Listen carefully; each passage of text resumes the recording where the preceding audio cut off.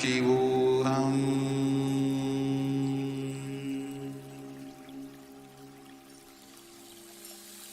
I bless you all.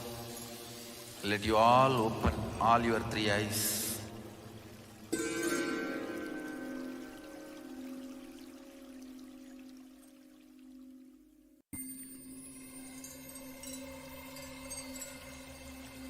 I welcome you all with my love and respect. Let you all open all your three eyes. Om Nithyananda Paramashivoham.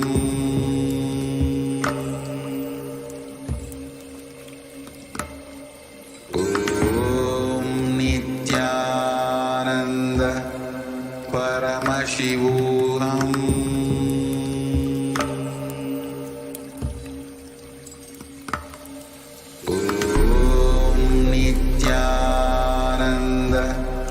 Paramashivoham.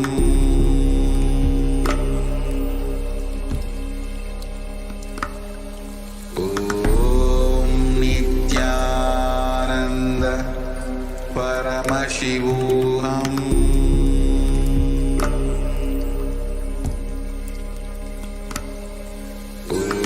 Om Nithyananda Paramashivoham.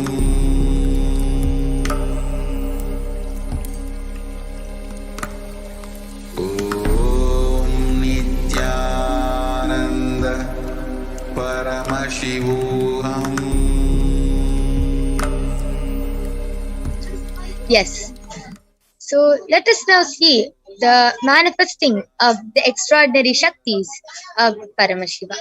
So today you will be witnessing the Balasants and the Nithyananda Yogis manifesting various powers, like the powers of body scanning, like the powers of third eye, and sharing with all the experiences and results of the extraordinary manifestation of the divine powers awakened through us in Diksha.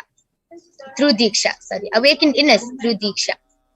In today's Bhava Samadhi Darshan, you will be witnessing the following powers of third eye, which is the power of seeing the eyes with the eyes blindfolded, and the power of body scanning, where one can scan and reveal all the problems in the body and even reveal the solution and the root cause of it.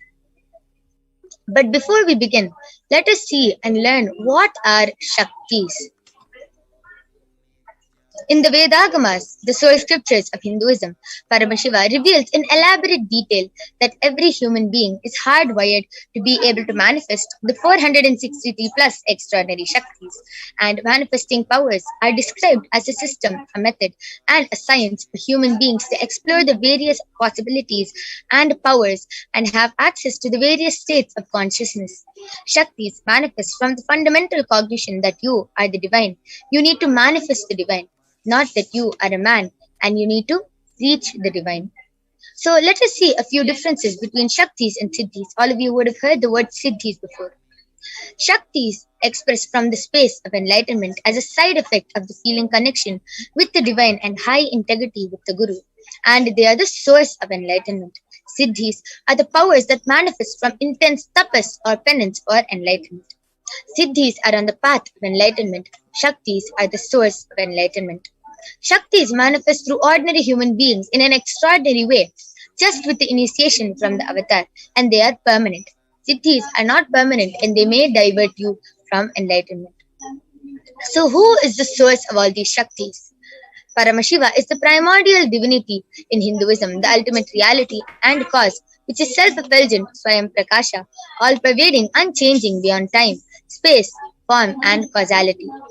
As the fundamental base of Avyakta, the unmanifest, and Vyakta, the manifest existence, he performs the Panchakritya, or the 5 cosmic acts of Srishti, creation, Sthiti, maintenance, Samhara, rejuvenation, Throbhava, pulling out of delusion, and Anugraha, liberating grace for all living entities. And Paramashiva himself has come down and walks among us in the form of the Supreme Pontiff of Hinduism, Jagat Guru Mahasannidhanam, His Divine Holiness Bhagavan Nithyananda Paramashivam, as the 108th living incarnation and representation of Paramashiva. and the reviver of Kailasa, the ancient enlightened Hindu civilizational nation, the great cosmic borderless Hindu nation. And ever since the beginning of the civilization, the Sanatana Hindu Dharma has been the cradle of enlightened beings and highly advanced sciences. And it was where the science of enlightenment was lived and taught as a lifestyle. And for the first time in modern day, the Supreme Pontiff of Hinduism, Jagadguru Mahasannidhanam, His Divine Holiness Bhagavan Nithyananda Paramashivam, is reviving and transmitting this science to the world at a record-breaking, never accomplished before speed.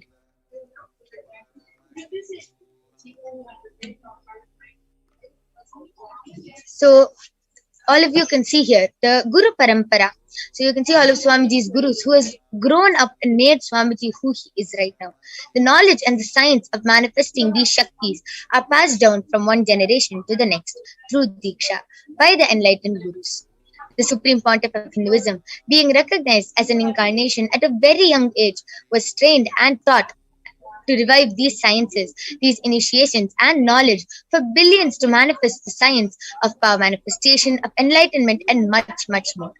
And from the disciplines of Vedanta, Tantra, Sri Vidya, Yoga, Yogic powers, Mantra Shastra, Siddha Vidya, the science of Advaita, Aushadha and Bhakti Yoga, Paramashiva Jnana and Paramashiva Vijnana. So how do we awaken these divine Shaktis in us? Every ultimate truth, Jnana, mapped into your consciousness, Prajna, manifests as a power and a possibility of every being, Prajnana.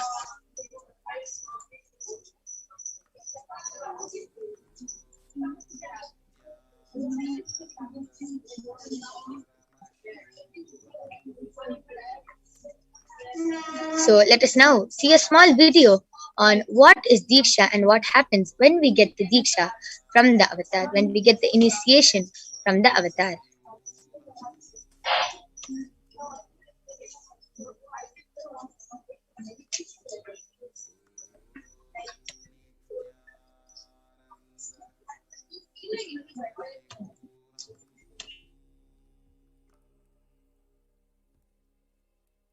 Spiritual energy by an enlightened being through look, word, or touch. The traditional Vedic book Navaratneshwara states,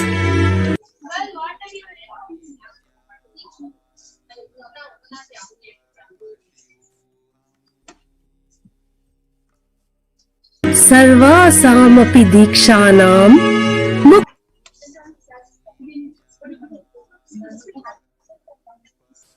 Yes, looks like we're having some technical glitches. So let's move on to see how the science of power manifestation is authenticated through the four aspects or evidences.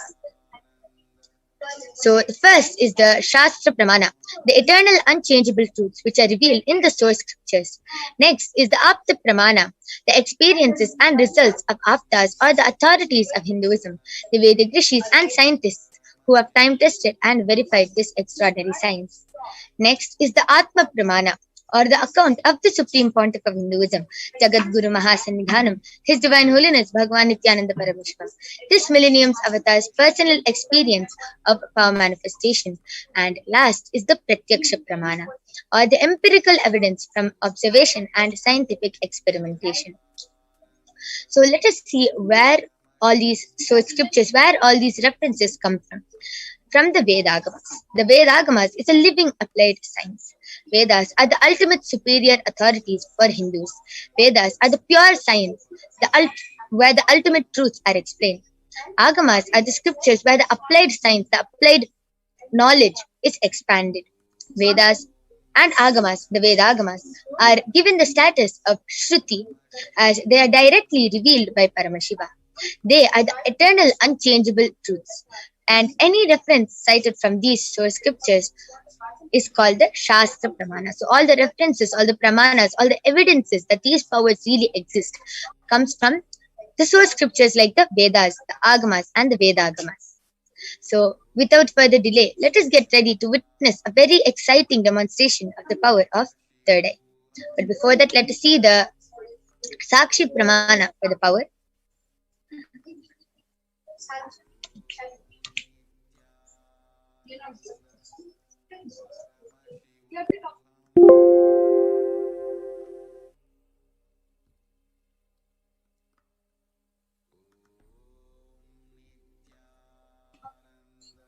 So the Shastra Pramana comes from the Vijnana Bhairava Tantra. Kapalantarmanonyasa tishthanmilitalochanaha kramena manasodardhyat lakshaye lakshyamuttamam.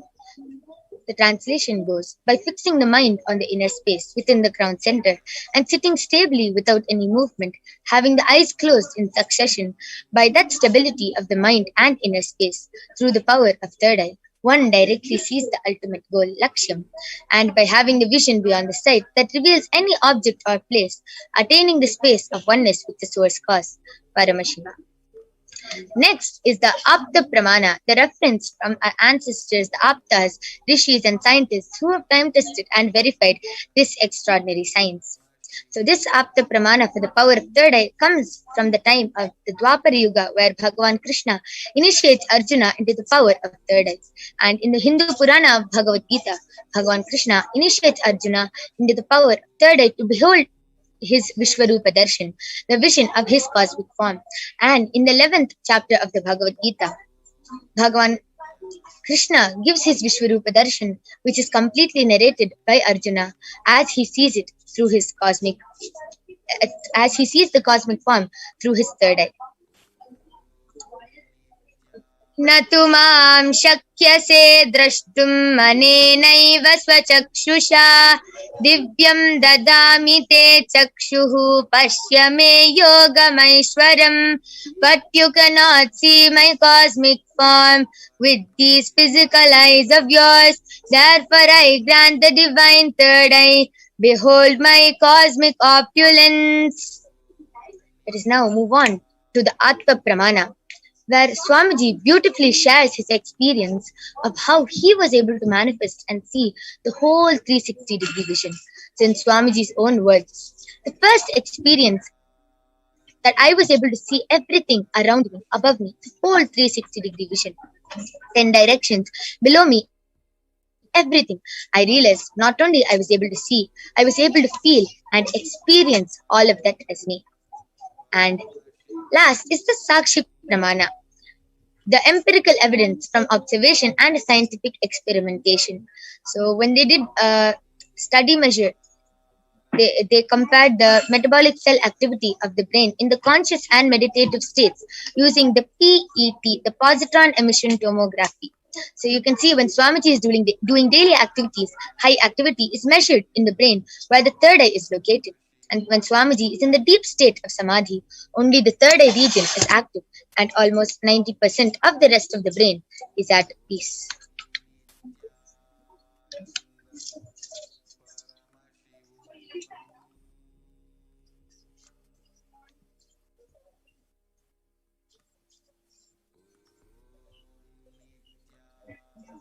And last is the Sakshi Pramana, the experiences and results of the extraordinary manifestation happening through the initiated disciples of the Supreme Pontiff of Hinduism. So a live demonstration of the power of third eye being manifested by the Balasins of the Nithyananda Gurukul. So please stay tuned. We'll be back in a few minutes and you will be witnessing this extraordinary demonstration.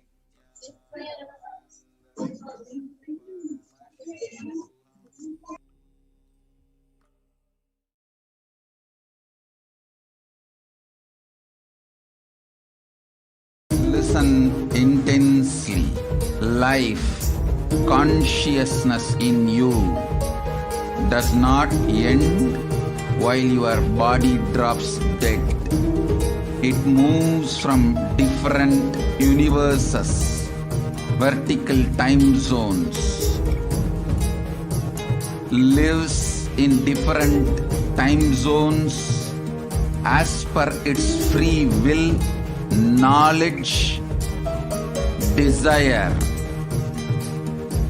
but ultimately to get enlightened, complete liberation, Paramashiva Padam, your soul has to come back to this karma bhumi, the Bhumandala.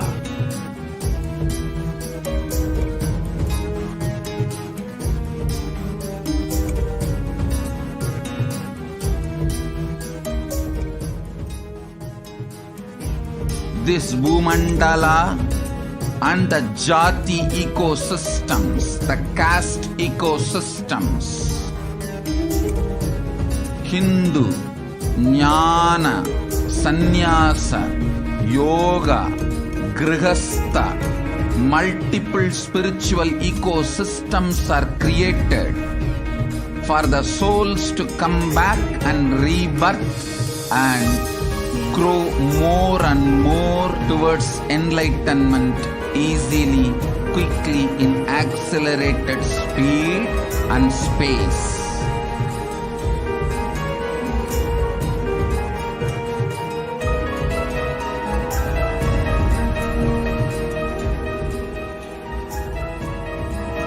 Understand the secret of Sayujya Mukti. Your Kundalini Shakti experiences the bondage inside your body due to compulsive sexual appetite.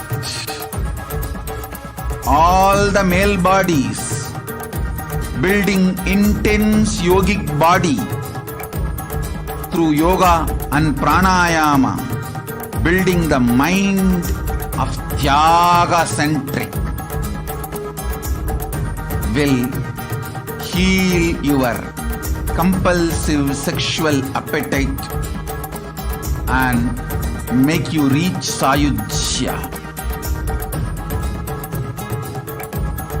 All female bodies, love-centered care, serving every being, will liberate you from the compulsive sexual appetite and make your Kundalini reach Sahasrara, which is Kailasa, Paramashivoham, Sayujya.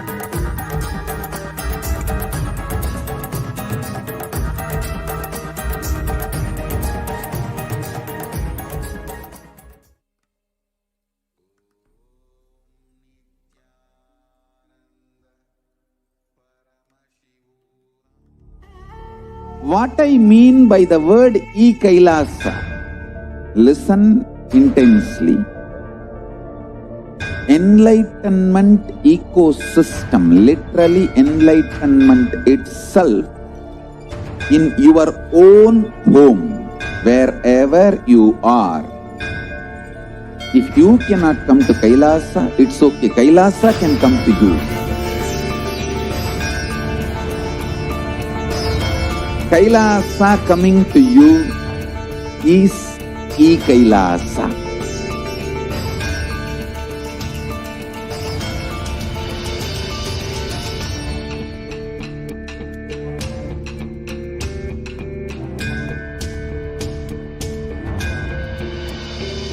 I will revive Hinduism. I am a Hindu revivalist, not by any revolution, but by evolution.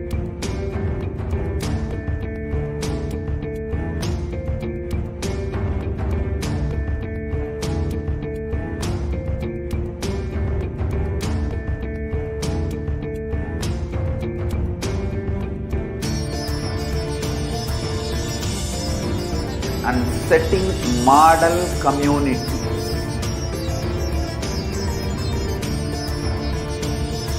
Kailasa, enlightenment ecosystems, Sarvanya Pitas all over the world.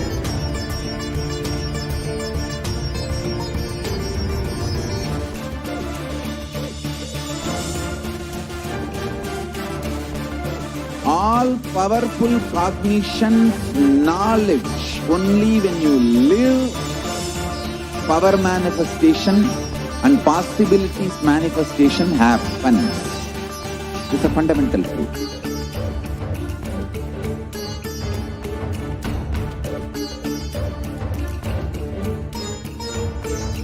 Hinduism cannot live exclusively as one sampradaya. No. All sampradayas of Hinduism is an ecosystem.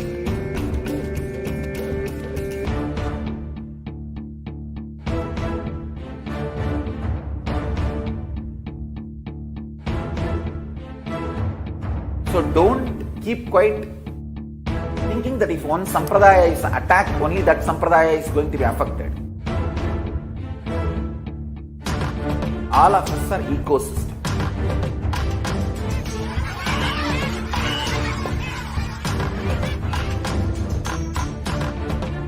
I invite all of you to get involved and enjoy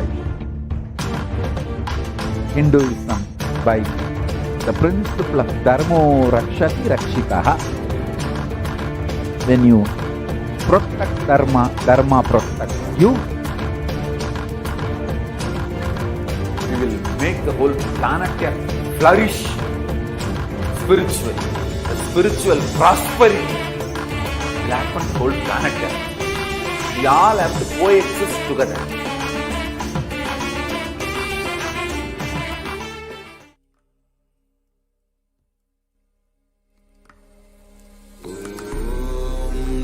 Yes. So let us now witness the demonstration of extraordinary Shaktis. So along with me here, I have Manitya Kaladharananda and Manitya Virajananda, who is going to be manifesting this extraordinary power of third eye reading in front of all of you today.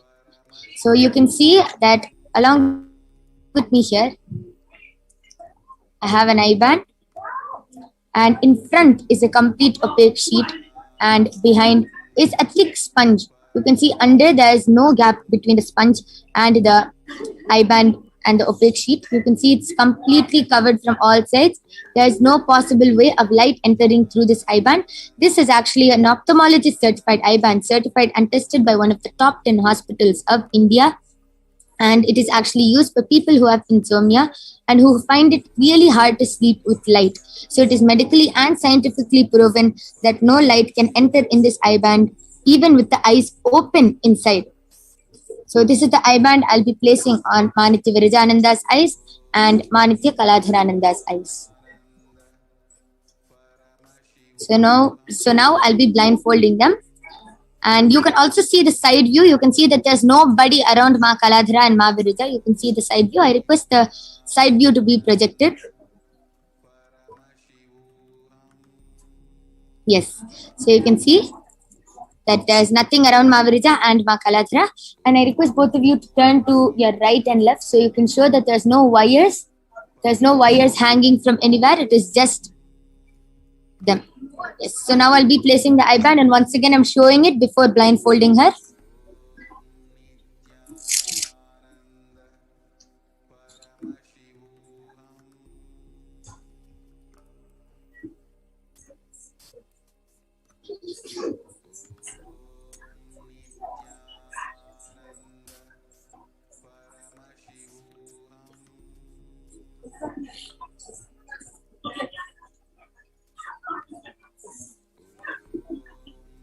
Ma Virija, are you comfortable?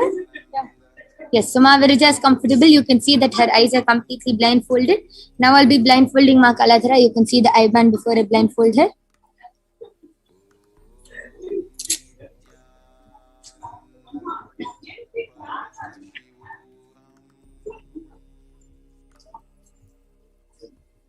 Yes, Ma Kaladhara, are you comfortable? Yes, ma'am. Could you just make the eye band? Put the eye band in the middle, ma'am. Yes. Now are you comfortable? Yes. Yes, so you can see from all sides, Ma Kaladhara's and Ma Virija's eyes are completely blindfolded. I request both of you to look to the right, left, up, and down. Yes, so you can see that it is completely blindfolded from all sides. And now I request all of you to post your comments. You can post anything, any of your comments on the live chat, and Ma Virija and Ma Kaladhara will be reading it out live in front of your eyes.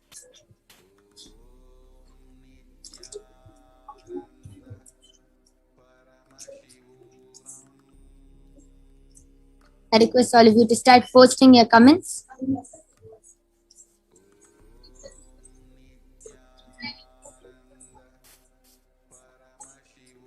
Yes, you can start reading. The latest comment is from Sri Harsha KOTHAMASU has posted hi, and Eston MONTEIRO has posted OBEISANCE23 HDH Nithyananda and Namaste emoji.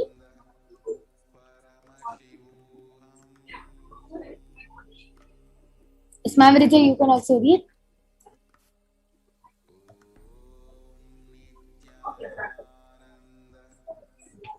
SPERNATEPTEVULO has posted a red color heart emoji.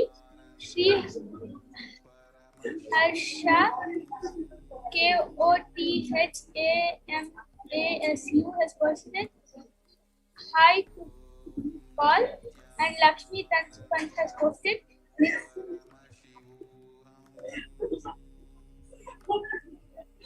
Nithyananda Paramashivoham, and PGILL has posted an orange color heart emoji and an Om emoji with a purple background. Yes. Kaladhara, I request you to be a little louder. Yes. So PGILL has posted an orange color heart emoji and a Om emoji with a purple color as the background and a Namaste emoji. ALIDYSON has posted Nithyanandam.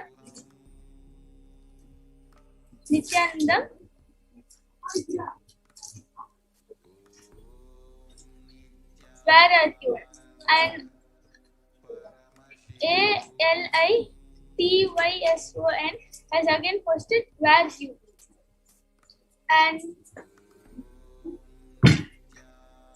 Benarditi Bol was posted, I love you. Sylvie Ma, yes, love you too. And Radha Chandra Ma has posted Nithyanandam and welcome for this segment of Power Manifestation Ma of Devi Parashakti. And next is posted by Kailasa United Nation Yogis has posted Nithyananda Paramashivam. Okay, so there's like a 3 fairies. Okay, so like the first fairy has the left had half 3 and like maroonish color, like dark red color dress. And second fairy is like a almost a shade of orange, and she has like an orangish hair, like small hair. And the third fairy is the neon green color dress she's wearing, and she also has a shasta. Sita Dari's posters Om Nithyananda Paramashivoham. Please show me the way to pay all debts and sins. Yes, Miss Ba, we will guide you through the power manifestation process, where you also will be able to find the root of why the manifest wealth. Definitely, right after the Parashakti's Akashic, you'll be reading through power manifestation. At the time, they'll guide you through various powers, where you will also be able to find the root of why wealth is not manifesting in life. Yes, so that was a really amazing demonstration of the power of third eye by Maniti Virajananda and Maniti Kaladharananda. So now I'll be removing their eye bands.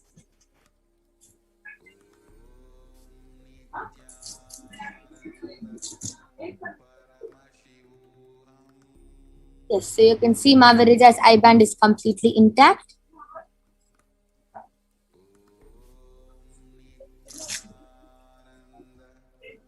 And you can see the same from Kaladhara. Yes. So with that, we'll be moving on to the next power, which is the power of body scanning. So I request all of you to start posting your comments and requests if you want a body scanning, and we'll be right back with you for manifesting the extraordinary power, for demonstrating the extraordinary power of body scanning. So please stay tuned. We'll be back after a short break.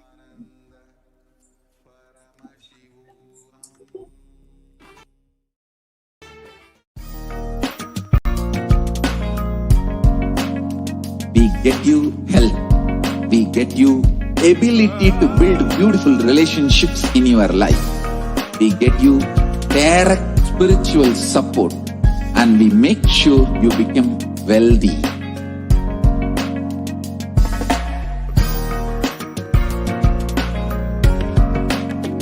We won't stop giving you just good life. We will literally not stop till you live enlightened life. Manifesting the state of Paramashiva, space of Paramashiva, powers of Paramashiva, being of Paramashiva.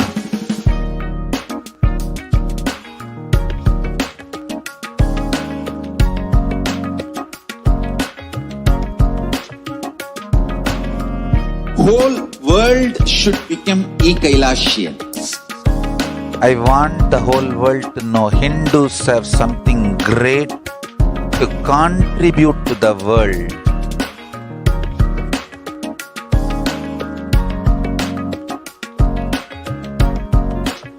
We have something great to contribute to the world.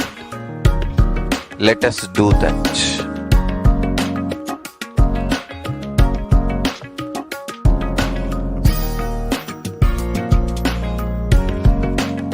Kailasa is proper customized spiritual service helping you to identify your root patterns of suffering. We have perfected the science of helping every individual from every cultural, religious, nationality background.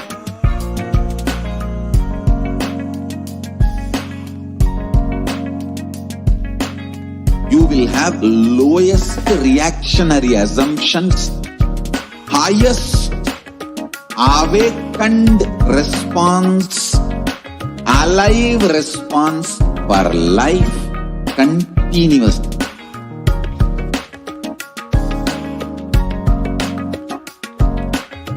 Kailasa is enlightenment ecosystem, literally enlightenment itself in your own home, wherever you are. Proper customized spiritual service helping you to complete with your life negativity, withdrawal from life, self-hatred, self-denial, self-doubt, so much of tiredness, laziness. We can support you aligning your diet, your attitude, your aptitude, your understanding about life. We can help you with everything.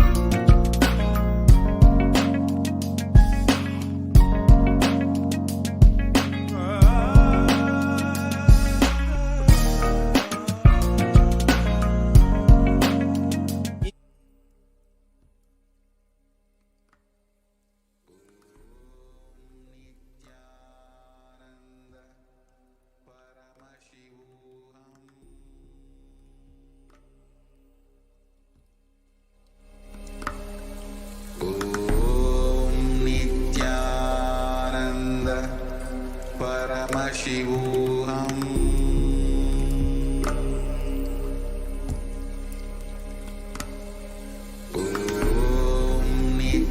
Yes. So let us now see the Shastra Pramana for the power of body scanning. So in this power of body scanning, one awakens the ability to scan illnesses, diseases, medically diagnosed issues, and provide solutions through the awakened third eye. So the Shastra Pramana also comes from the Vijnana Bhairava Tantra. Swadehe jagato vapi sukshma sukshmatarani cha tattvani yani nilayam dhyatvante vyajyate para. Bhagavan Paramashiva says, cognize deeply that from the subtle to the subtlest constitutive principles of the whole body, Swadeha, or of the whole universe, simultaneously consist of the essential reality. They are being absorbed in their source cause, Paramashiva, and by the experience of such restful awareness, one becomes complete from all thoughts, and the ultimate universal divine power, Paradevi, Adi Shakti, is revealed, and the supreme power manifestation happens. Next is the Apta Pramana, the reference for the power of body scanning from the life of a Siddha. Periyar was a Siddha and one of the prominent disciples of Agastya. One day, a man suffering from a severe headache comes to Agastya for healing, and Agastya uses the power of body scanning and identifies that the cause of the headache and identifies the root cause of the headache. He reveals that there is a small tere, a type of frog, sitting in the person's brain, and Agastya immediately instructs Periyar, his disciple, to perform an open-head surgery and remove the frog. After the surgery is completed successfully, the person is healed and completely cured of the headache, thus gaining the name Periyar. Next is the Atma Pramana, the accounts from the life of the Supreme Pontiff of Hinduism, who time-tested and authenticated this science. And on the 22nd of December 2019, the Supreme Pontiff of Hinduism, Jagadguru Mahasannidhanam, His Divine Holiness Bhagavan Nithyananda Paramashivam, revealed how he uses the power of body scanning. Paraphrasing his words, "Only when I had a multiple compound fracture was I forced to go for surgery and therefore for medical checkups related to that. And at that time, they detected heavy metal quantity in different organs of mine, and it was revealed that I had been poisoned without my knowledge. I immediately used diagnostic methods instead of medical facilities to study the body condition due to the poisoning. Through body scanning, I found out what the problems and imbalances had happened and where the balance had to be done. And I used allopathy as a second opinion just to verify my findings." All these avatars, all these incarnations, their life just manifests as a leela, as a divine play. Although the avatar takes a human form, although all these incarnations take a human form, they are beyond all the suffering and pain. Next is Sakshi Pramana. You can see the experiences and results of the extraordinary power of body scanning being manifested through so many disciples all across the globe, all the initiated disciples. And now you will be witnessing the live demonstration of the power of body scanning being manifested by the Balasins and the Nithyananda Yogis of Kailasa. So I request all of you to stay tuned and start posting your comments and requests for a body scanning. We'll be back with the Balasins and the Nithyananda Yogis, and you will be getting a body scanning for you.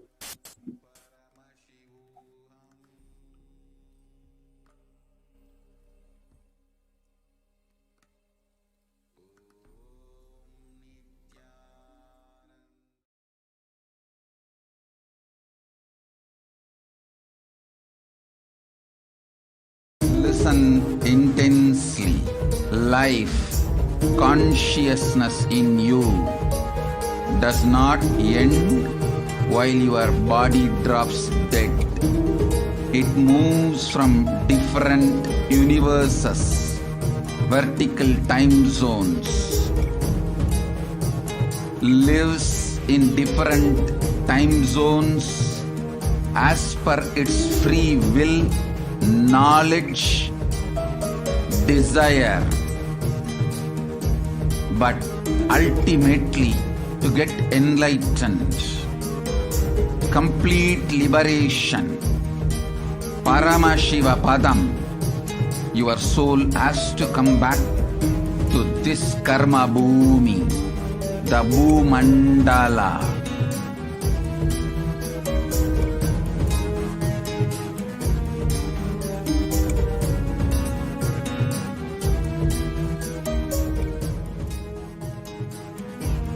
This Bhumandala and the Jati ecosystems, the caste ecosystems,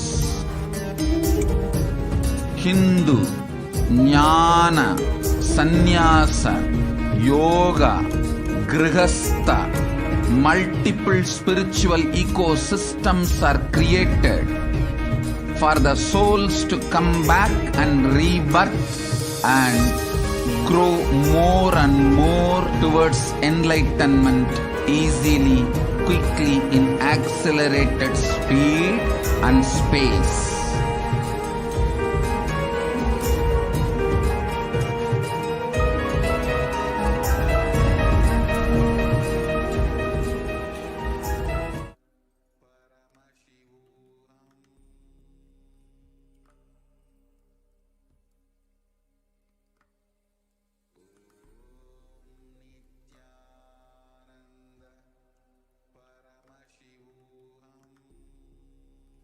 Yes. So let us now witness the extraordinary demonstration of the power of body scanning. So along with me here, I have Manitya Brahmayogananda, Manitya Jayeshananda, Ma Soni, Manitya Vijayeshananda, Manitya Mahavidyananda, and myself who will be doing the body scanning for all of you today. So I can see so many people have posted for a body scanning. Ma Sita Dhari has requested for a body scanning. So Manitya Brahmayogananda, you can do the body scanning for Ma Sita. And Ma Lakshmi Dutt Pant has requested for a body scanning for her mother, and she has told that she has given permission. So Ma Jesha, you can do the body scanning for Ma Lakshmi Dutt Pant's mother, whose name is Rukmini Ma. And Ma Indira has requested for a body scanning. So Ma Soni, you can do the body scanning for Ma Indira. And Ma Saralananda has also requested for a body scanning and has specifically told that my body often hurts and my teeth too. So Ma Vijesha, you can do the body scanning for Ma Saralananda. And Manitya Mahavidyananda, you can do the body scanning for Ma Radha Chandra.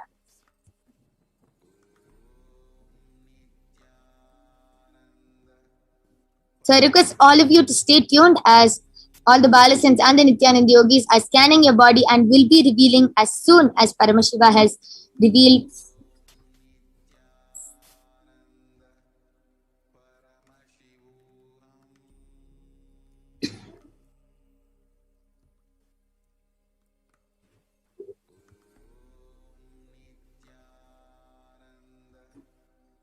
Yes, so I did the body scanning for Ma Sita Dhari, and what Paramashiva revealed to me is that you have right now you have 2 small kidney stones in your kidney, and if you don't start cleaning your stomach, it will actually increase. And Paramashiva also revealed that you have a lot of mucus in your body, which is even resulting in sinus. You get sinus really often, your head also hurts. So Paramashiva revealed that the solution for sinuses, you should have a lot of gongura leaves. It can be in any form, but you should have a lot of gongura leaves. And also for your kidney stones, you should start taking castor oil every day and haritaki after every meal. If you do these 2 for a week, then you'll see that it will heal for you. Yes. So Ma Sita Dhari, this is a body scanning for you. I request you to get back in the chat section, in the chats, whether you were able to relate with what Ma Brahma Yoga has revealed or no. Yes, Ma Jesha, you can also go ahead. Yes, I did the body scanning for Ma Lakshmi Dutt Pant's mother, Ma Rukmini. So what Paramashiva revealed to my third eye is that Ma Rukmini has severe knee pain and back pain. She really struggles with walking for a longer time and sitting in a position because her back really gives out. And the solution for that is she'll have to take in a lot of protein and calcium-rich foods and protein-rich foods. Along with that, she can start taking supplements just for protein and for calcium. This will really strengthen her bones and her muscles.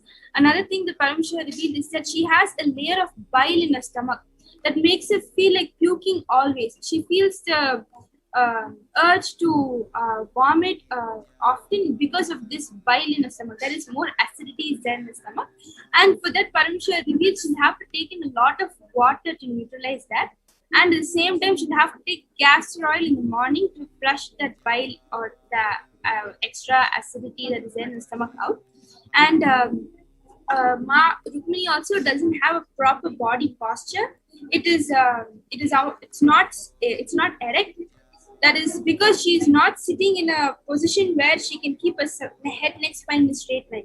She sits in a very odd position where if you see her whole body is not straight. So for that, Paramashiva revealed that she'll have to sit in Sukhasana with the head, neck, spine in a straight line for a good 10 minutes constantly. Consistently, she'll have to sit for 10 minutes without moving to a different posture. She'll have to sit properly in that Sukhasana with the head, neck, spine in a straight line. So this is what Paramashiva revealed. Yes, so Ma Lakshmi Dutt Pant, this is a scanning for your mother, Ma Rukmini Devi. So I request you to get back and share with us whether you were able to relate with what Paramashiva has revealed. Yes, Ma Soni, you can also go ahead. Nithyanandam, I did the body scanning for Ma Indira VK, and Paramashiva revealed that now you have ulcers in your mouth and you have dark brown color patches in your back, And for ulcers, Paramashiva revealed the solution as you should drink 6 liters of water in a day. And for brown color patches, Paramashiva revealed that apply castor oil in your back. It will get healed in a week. Okay, so Ma Indira VK, this is for you. I request you to get back. Yes. So Ma Sita Dhari, I request you to share whether you're able to relate with what Ma Brahma Yoga has revealed. Okay, yes. Ma Vidisha, you can also go ahead. Nithyanandam, so I did the scan for Ma Sarla.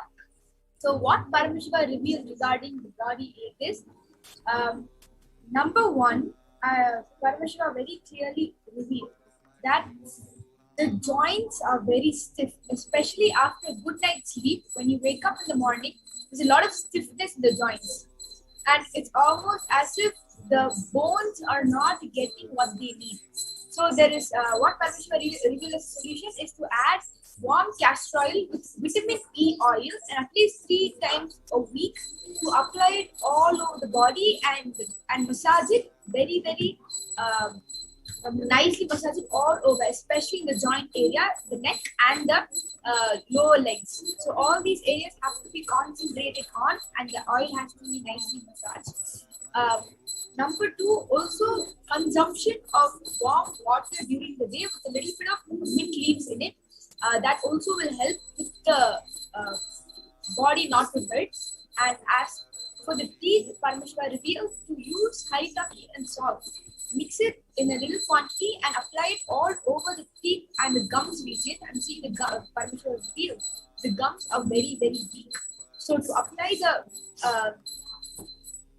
mixture all over your mouth and letting it sit for a couple of minutes. And also to have warm water right after giving a 10-minute break. So after that, you actually come out of this teeth ache and the body ache. And this is what Yes. So, yes, that was the scanning for Ma Saralananda. So I request Ma Sarala, I request you to get back in the chat section. And Ma Brahma Yoga, you can do the scanning for Ma Katharina Plaza.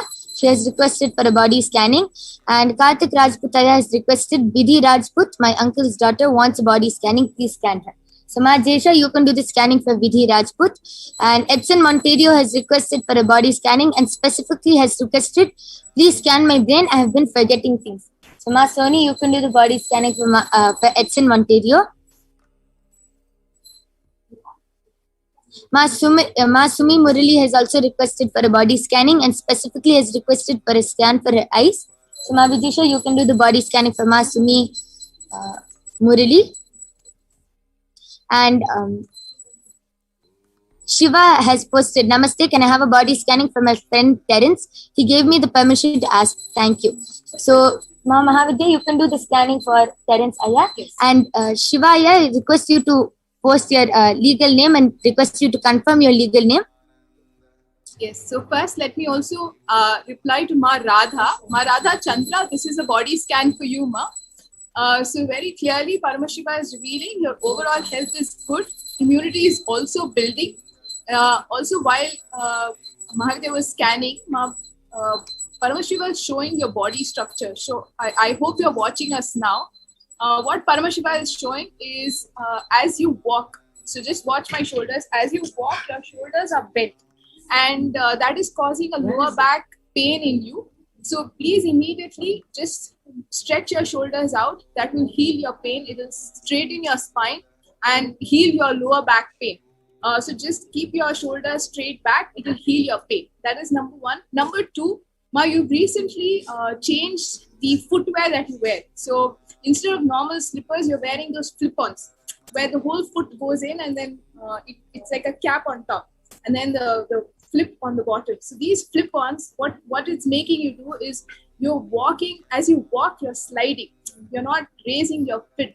It's not going in the, what is normally the way to walk. So as you walk, your feet are gliding and sliding on the floor, which is also putting unnecessary pressure on your lower back. Please immediately change your footwear. And that's it, Ma. That's all, these 2 solutions, and you will be immediately healed of any back unrest in your back area, lower back area, that's happening for you. So this is a scan for Ma Radha Chandra. Yes, so Ma Radha Chandra, this is a scanning for you. I request you to get back and share whether you were able to relate with what Paramashiva has revealed.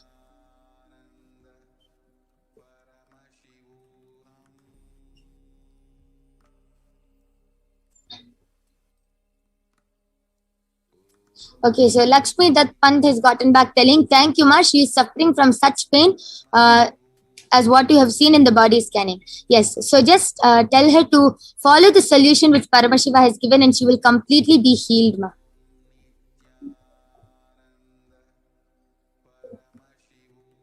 Yes, anyone is ready? You can go ahead. Yes, so I did the body scanning for Katerina Plaza, and now what Paramashiva revealed to me is that you don't really have any problems. The only thing is your waist hurts and your lower back hurts a lot, and that is because of the position you are sitting throughout the day and the position which you are sleeping in the night time. So in the night time you should only sleep. Paramashiva revealed that you should for a few days just sleep on the left side of your, like turn to the left and sleep, and when you're sitting throughout the day, sit straight and try sitting on the ground as much as you can, and this your waist and back pain will heal. And here Paramashiva also revealed that other than this you don't have any problem. Yes, so Ma Katerina Plaza, I request you to get back and share with us whether you were able to relate with what Paramashiva has revealed. Yes, Ajisha, you can also go ahead. Yes, so I did the scanning for Karthik Rajput's Aya, his uncle's daughter, Vidhi Rajput.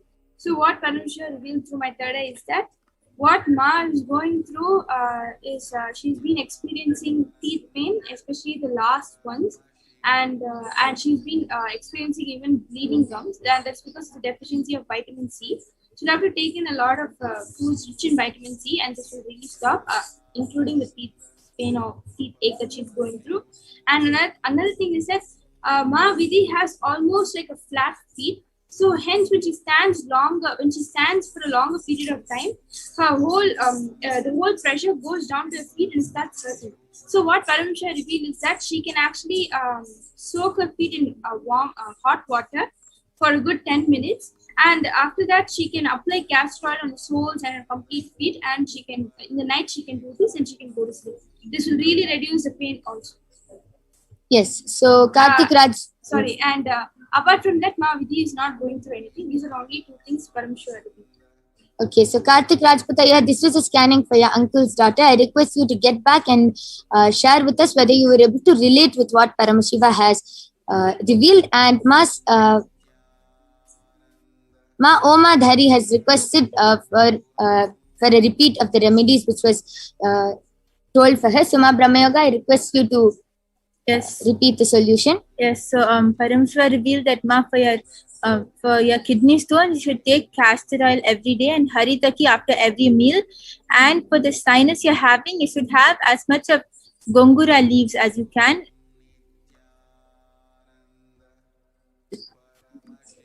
Okay, and Ma Indra VK has also requested for a repeat. So once Ma Soni is done scanning Edson Monterio, she will repeat it. She will repeat the scanning again, Ma. And Ma Catherine Plaza has gotten back telling, thank you, Ma. I've been having back pain and the body scanning is really helpful. Yes. So just follow what Paramashiva revealed and you will be completely healed. So Nithyanandam, this is a scan for Terence, which is requested by Shivaya and his friend, I believe. So very clearly, immediately, please, Shivaya, if you're listening to us, please tell your friend his health is deteriorating actually, and he needs to add neem to his diet. And Paramashiva is showing very clearly that he enjoys reading the newspaper. So that newspaper has to be kept far away, please. And stop rubbing the eyes so much. The eye glasses are not helping actually. And he needs to really add neem, spiritual routine to his whole day's schedule. Little more yoga and immediately start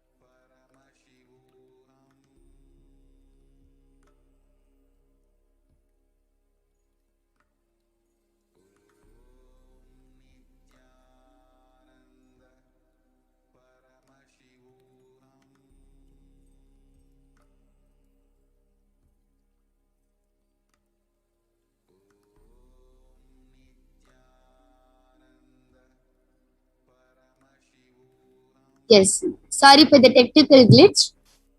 Yes, Ma Mahavidya, you can continue. Nithyananda, we really apologize for the technical glitch here. So again, repeating the scan for Terence, which is a request from Shivaya.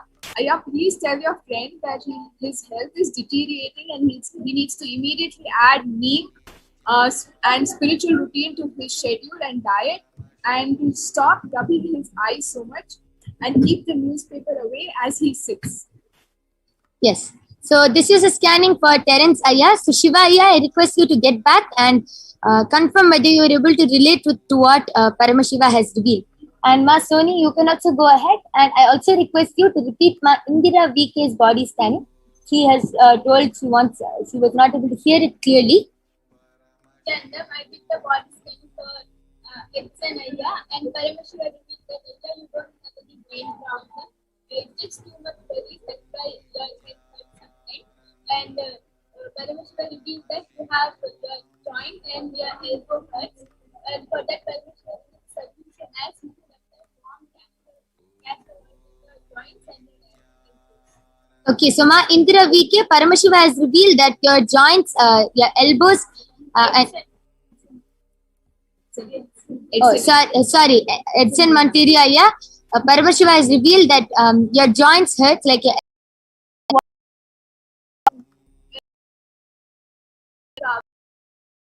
hurts, and it's due to too much worries. Okay, so Paramashiva has also revealed you don't have any brain problem or anything. It is just you just have headache, and it is because of too much of worries. So this is for Edson Monterio Aya. And what were you able to? What did you scan for Ma Indira VK? Yes, so Ma, for Ma Indira VK, Paramashiva revealed that Ma, you have ulcers in your mouth and you have brown patches in your back. And for that, Paramashiva revealed the solution as you should drink 6 liters of water in a day and apply castor oil in your back. It will heal in a 1 week. Okay, so Karthik Rajputaya Indra VK, Ma, I request you to get back and share whether you were able to hear us and relate. And Karthik Rajputaya has gotten back telling, yes, she has flat feet. I'll tell her the solution which you gave. Thank you. Yes, Sayed, just follow the solution and Paramashiva will completely heal her. I'm ready for the scan to Ma Murali. Yes. So you can go ahead, and I request you to be a little loud. Yes. Nithyananda, what Paramashiva reveals regarding your eyes as well as your BP is, number one, with your eyes, there's so much redness in the eye, especially in the morning time, and there's too much pressure that is being put in the iris area. So this is due to watching of excessive TV and straining of the eye more than what it is able to take as of now. So what Paramashiva reveals is every 4 to 5 hours to place a wet cloth on your eye, and every night before you sleep, you just apply a bit of castor oil and keep wet cloth on top of that. And number 2, to stay away from the use of from the device for some time. So that means a little less TV, a little less of watching the computer or the phone, and spend a little bit more time outside to get a little bit of vitamin D. And regarding your BP, Paramashiva revealed that it is actually high time to get your BP in control. So Paramashiva very clearly showed that you should really stop with, reduce at least, as of now, reduce the intake of rice as well as of any oily items. To completely stop that and stick with more of spinach and beetroot. And this is what Paramashiva revealed for your BP as well as for your eyes. Thank you. Yes, so Masumi Murali, this is a scanning for you. And yes, Edson Monterio Aya has requested for a repeat. Aya, Paramashiva has revealed that you don't have any brain problem. It is just too much of worries. Yes, you have headache because of too much of worries. Yes. So, is anyone else left? All of you are done with your scanning? Yes. So now we would like to conclude this power manifestation segment. I thank all of you for joining us, and due to the interest of time, I can see so many comments, but due to the interest of time, we have to end this power manifestation segment. But you can surely join back with us at 2:00 a.m. IST and 4 p.m. IST, and you will be getting this body scanning. And with this, we would like to conclude this power manifestation segment, please stay tuned for the upcoming segments. Thank you, Nithyananda.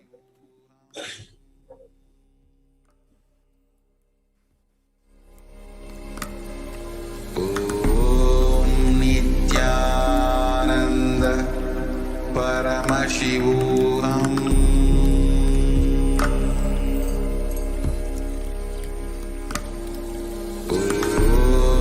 Nithyananda Paramashivoham.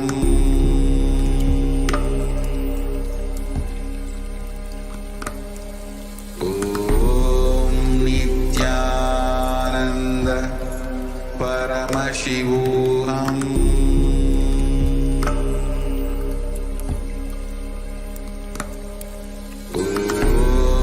Nithyananda Paramashivoham. Welcome back, dear viewers. Yes, so we had an amazing, beautiful power manifestation demonstration by the Nithyananda yogis and the Balasans of Nithyananda Gurukul. So now let us move to the next segment of understanding more about the divine feminine consciousness. Yes. So let us invoke Parashakti, Devi Parashakti, by chanting the Lalita Sahasranam. Sinduraruna Vigraham Trinayana Manikya Mauli Spurat Taranayaka Shekaram Smitamuki Mapina Vakshoruham Panibhyamalipurna Ratna Chasakam Raktotphalam Bibhratim Saumyam Ratna Gatastha Rakta Charanam Dhyayet Paramambikam. The Divine Mother is to be meditated upon as shining in a vermilion red body with triple eyes, sporting a crown of rubies studded with crescent moon, a face all smiles, a splendid bust, one hand holding a jewel cup brimming with med and the other twirling a red lotus. We also have the next Dhyana Sloka which says, Arunam Karuna Tarangitakshim Dhrita Pashangusha Pushpa Bhana Chapa Animadi Viravrutham Mayukai Rahamityeva Vibhavaye Bhavanim. I meditate on the great Empress. She is red in color and her eyes are full of compassion and holds the noose, the goad, the bow and the flowery arrow in her hands. She is surrounded on all sides by powers like anima or race, and she is the self within me. Yes. So Devi, the ultimate, the pure, the feminine consciousness, Parashakti, is the cosmic mother. So it is her cosmic womb from which billions and billions of universes comes out and goes in. So she is the source where the Big Bang and black hole goes on. Parashakti is the source Shakti, the source energy, the source power from which all of us came and in which all of us are even now, in which all of us are literally going to merge. So out of her extreme love and compassion, Parashakti herself is manifesting through the embodied form as the Nija Avatara of the Supreme Pontiff of Hinduism, Jagadguru Mahasannidhanam, His Divine Holiness, Bhagavan Nithyananda Paramashivam. So, gracing us, who is answering all our questions, attending to our prayers, giving us wounds, who is literally healing us, revealing our past, our present, our future, who is delivering profound spiritual truths, and ultimately giving us the experience of Paramashivoham itself. So in the words of Parashakti during the Akashic reading revelation on the 12th of May 2021, Bhagavan himself has revealed, raising as Omkara, expressing as Vedas and Agamas, blossomed as Hrimkara, filled as Parashodashi, living in 40 triangles. The Kailasa Swami, who is in Kailasa, Sri Pura Chintamani, Parashodashi, sitting as part of Paramashiva, Parameshwari, who rules the world, Paramashakti, Manonmani, Meenakshi. As Nithyananda, I took the Nija Avatara here. Everyone to bestow all the goodness. Hiranya Garbha Swarupini, Brahmanda Yoni, Shami, Chandra Mauli, Rapala, Aparna Uma Parvati, Savitri, Navayavana, Samraja Lakshmi, Parameshwari, Parashodashi, Meenakshi. Taking the form of Nithyananda, I came here as Nija Avatara. With great compassion, I am blessing, listen people, to do good to all of you. I took the form of Nithyananda and came down as Nija Avatara. So this is exactly Parashakti herself during the Akashic reading. She reveals about her own self.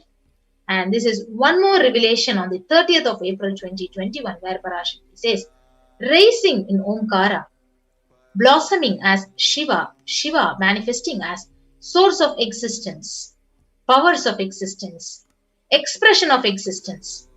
From the oneness of Om, blossoming into two as Prakriti and Purusha, blossoming as three Shaktis, the Icha Shakti, the Kriya Shakti, the Jnana Shakti, growing as four Vedas, expanding as five Panchabhutas, beyond the six chakras, filled as Gotras of seven Rishis, expanding as 8 directions, existing as 9 Grahas, blossoming as 10 Indriyas, being as 11 Rudras, creating all the worlds, bringing life to tell and make the truth blossom, and to do good, Parashodasi, Meenakshi. In the form of Nithyananda, I came to bless every one of you. Yes. So now let us understand how to receive Parashakti. So literally you are seeing Paramashiva and Parashakti at that moment. So literally you are having the darshan and she is there right in front of your screen. So always let us receive her very traditional. So this traditional way of receiving her, that is called as the tambulam, where you keep 2 betel leaf, 1 banana, 1 betel nut and 1 coin in front of the screen and have the darshan of Parashakti. So this is called as the coin is called as traditional dakshina. So in Hindu tradition, it can be of any lowest value. It can be 1 paise in Indian rupee and it can be even 1 cent in dollars. So Bhagavan beautifully says, even if you collect all these coins for 100 days, only it will become $1. So such a beautiful way of receiving Devi Parashakti by offering this tambulam. When you see her, literally, when you have her darshan in front of the screen, so you can offer it to Devi Parashakti and have that feeling connection increasing every day when you wait for her with the tambulam right in your hands. So once the darshan is over, you can do namaskar and you can have the prasad. You can distribute the prasad. You can have the betel leaf, nut, the banana and take the prasad. And you can collect all the coins, the dakshina which you had offered and you can send it to the Los Angeles temple. So what is the significance of this tambulam? So literally when you actually receive Parashakti with this betel leaf, the nut, the banana and everything. So you will see literally you will feel that she is there right in the front of the screen. And definitely you will not take her for granted. Sometimes the mind says, and it starts oscillating and starts taking for granted. So that doesn't happen because this ritual, it breaks your monotonous, your unconscious mentality which you carry. And the light stand, it continuously reminds you and it raises you to the powerful cognition again and again. And it helps you and gives you that feeling connection with Parashakti again and again. So it will literally break the unconscious behavior which our mind is continuously telling us, and it will really connect us deeper and deeper to Parashakti. So here is the setup of tambulam. So you need to set up your plate, a small plate with 2 betel leaves, 1 banana, 1 betel nut and 1 coin. So this is how traditionally you can receive Devi Parashakti during the darshan. Yes. So now let's move on to the next segment. So you can take a few minutes to keep this setup ready, and we'll be moving on to the next segment of understanding what is Akashic reading. More and more about what are Akashic revelations. Yes, so we'll be right back after a short break.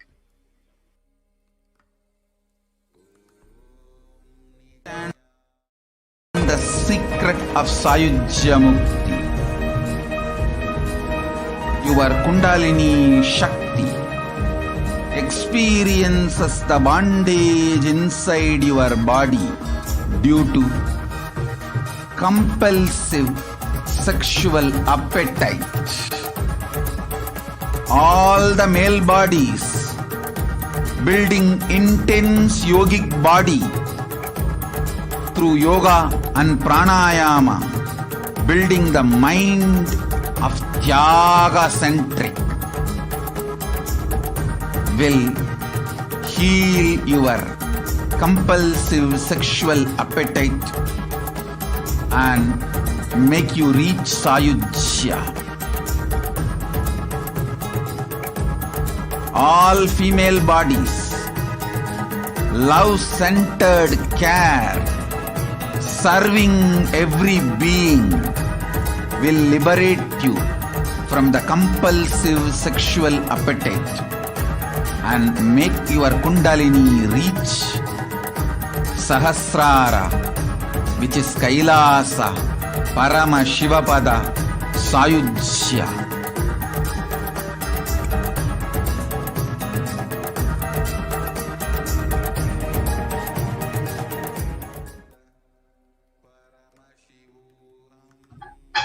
So welcome back. So we'll be moving on to the next segment of this program. What are Akashic records? So many of you are new to this program, watching this program for the first time. Let us understand what are Akashic records. So Akashic records are the records which are created in space. So whatever has happened in time is already recorded there as a file. So nothing can be destroyed. So understand, none of your actions, none of your thoughts, none of your plans, none of your emotions, your words, nothing can be destroyed. So Akashic records are the cosmic archives of everything happening, and will happen. So let us understand more about the definition of Akashic records. So they are the verbal, the visual, and the 5-dimensional document. So whatever is happening is continuously getting recorded in the cosmos. So all the information you collected from all your words is in your DNA. So you can access some of the records just to understand and not to waste the time doing the same actions again and again. So if you access few of the Akashic records, you'll understand. You will not waste time doing the same thing again and again. Yes. So as said and understood, this Akashic record is not a prediction. So it is reading from the cosmic archives.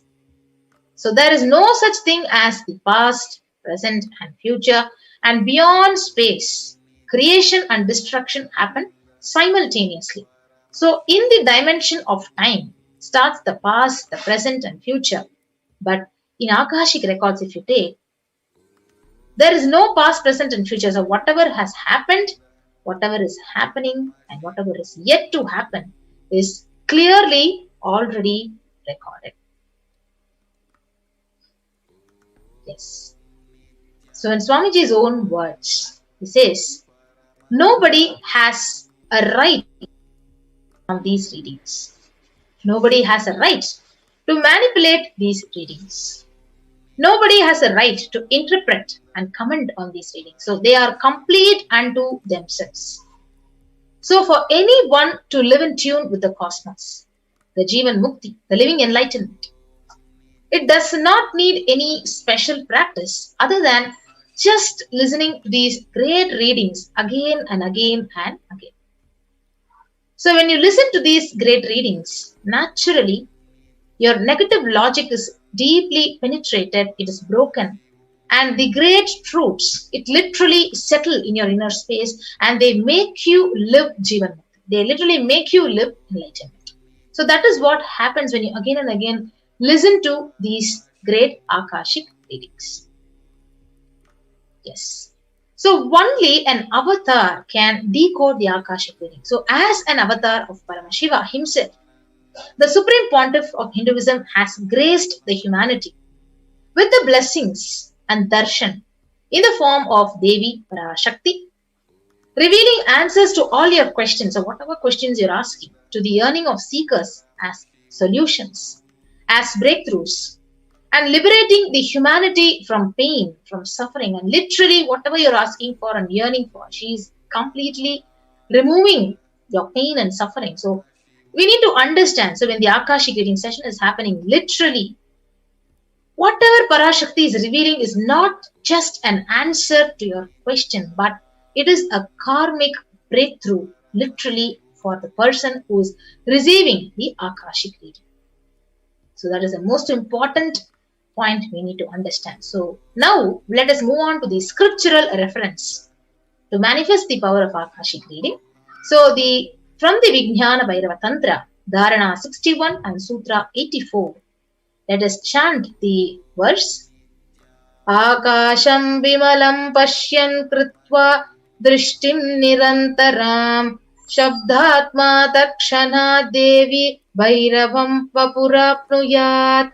Bhagavan Paramashiva says, looking at the spotless infinite etheric space, Akasha, beyond the sky and clouds, one should fix one's gaze from the third eye without blinking continuously and make the body an inner space steady and motionless.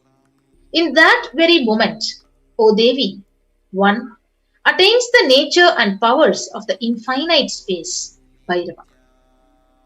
So next, we have the Apta Pramana, the reference from the scriptures, the Mahabharata.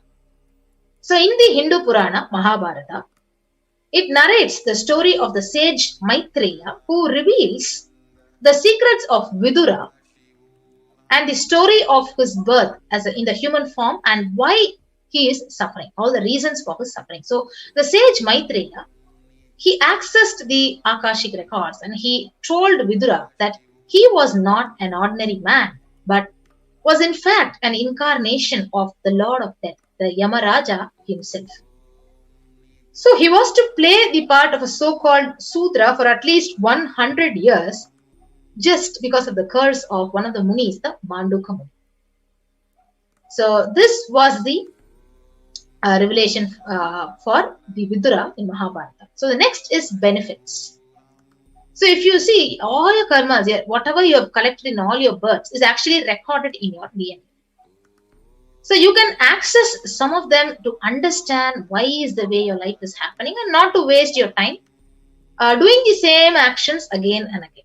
So when you access the DNA code, reading the Akashic records, how is this going to be beneficial to you? So literally it will be useful for you to be liberated from your default future. So whatever you're thinking as, yes, this is only going to happen in the near future. So that thought current, so you'll be liberated from that unconscious thought current and bringing an end to binding cognitions and leading you from binding cognitions to liberating cognitions, and known and unknown sufferings, having an end to known and unknown sufferings, leading you to experience the ultimate, the Paramashivoham. Yes. So if you see, all the initiated disciples, the Balasans, will be able to read and view the Akashic records, but only an incarnation can alter, upgrade and change the Akashic records. So during the Darshan and Diksha, the Supreme Pontiff of Hinduism literally blesses and upgrades the Akashic records as per the prayer of the devotee. So literally, even if you think your future is going to be this, literally here is the avatar who is going to alter, change and upgrade your future as how you want. So what can you ask in an Akashic reading? So many of you will have this doubt. So what questions can I ask Parashakti? Can I ask this kind of question? Can I ask that question? So the most accurate and unbiased answer to any question about your life, about your destiny, about the purpose of your life, or any everyday part of your life. So you can be healed of any physical and emotional problem. So you can ask for healing for any of your, especially during this COVID-19 pandemic time, you can actually receive healing for prevention and protection, and also for healing. So you can understand the reasons behind the happenings of your life. You can literally receive blessings to fulfill your right desires and get clarity to redesign your future.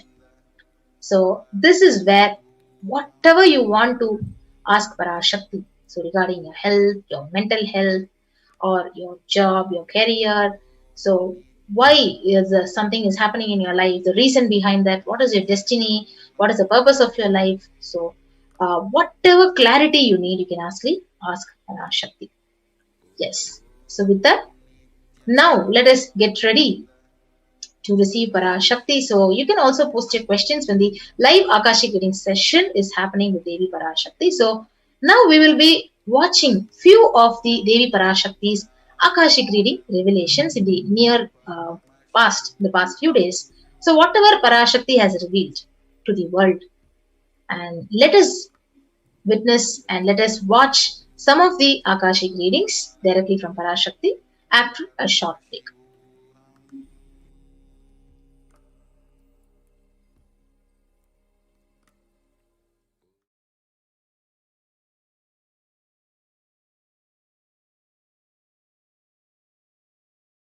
Listen intensely. Life, consciousness in you does not end while your body drops dead. It moves from different universes, vertical time zones, lives in different time zones as per its free will, knowledge, desire, but ultimately to get enlightened, complete liberation, Paramashivoham, your soul has to come back to this karma bhumi, the Bhumandala.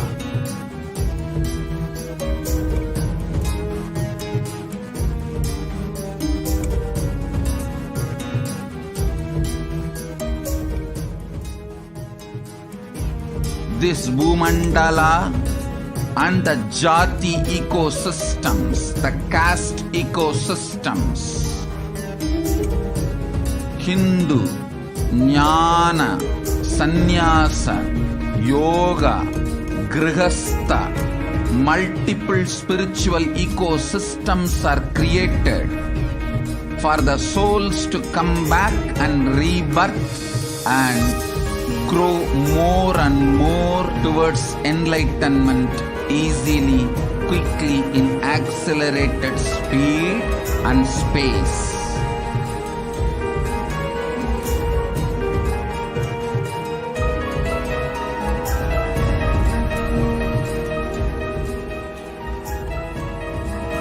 Understand the secret of Sayujya Mukti.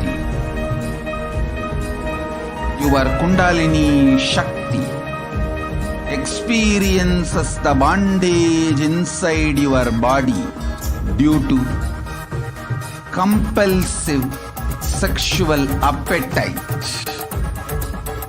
All the male bodies building intense yogic body through yoga and pranayama, building the mind of Tyaga-centric, will heal your compulsive sexual appetite and make you reach Sayujya. All female bodies, love-centered care, serving every being will liberate you from the compulsive sexual appetite and make your Kundalini reach Sahasrara, which is Kailasa, Paramashivoham, Sayujya.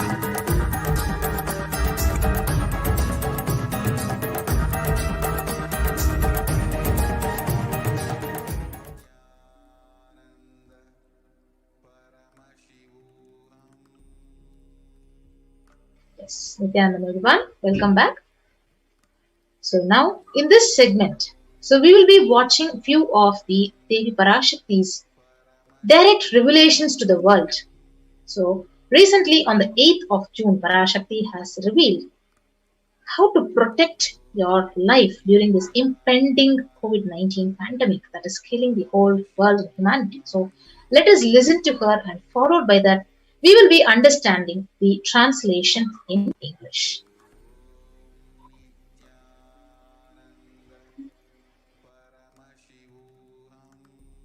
மனிதர்கள் எல்லோரும் புரிந்து கொள்ளுங்கள், இந்த பிரளயத்தின் பெருங்கொடுமை முடியும் வரை உயிர் காத்துக் கொள்ளுவதே உங்களுக்கு முதல் தேவை. பணமோ பொருளோ முக்தியோ கூட அடுத்ததே. முதல் தேவை உயிர் காத்துக் கொள்ளல். உயிர் காத்துக் கொள்ளுங்கள். சாதனைகள் செய்து சங்கடங்கள் கடந்து முக்தி அடையலாம்.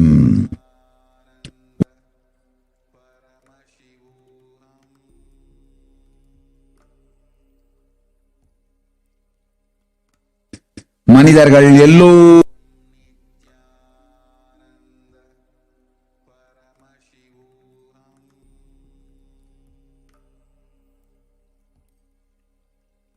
Yes. So what exactly Parashakti has revealed in this segment is, humans, all of you understand, protecting your life is the first need till this huge suffering of Pralaya is over.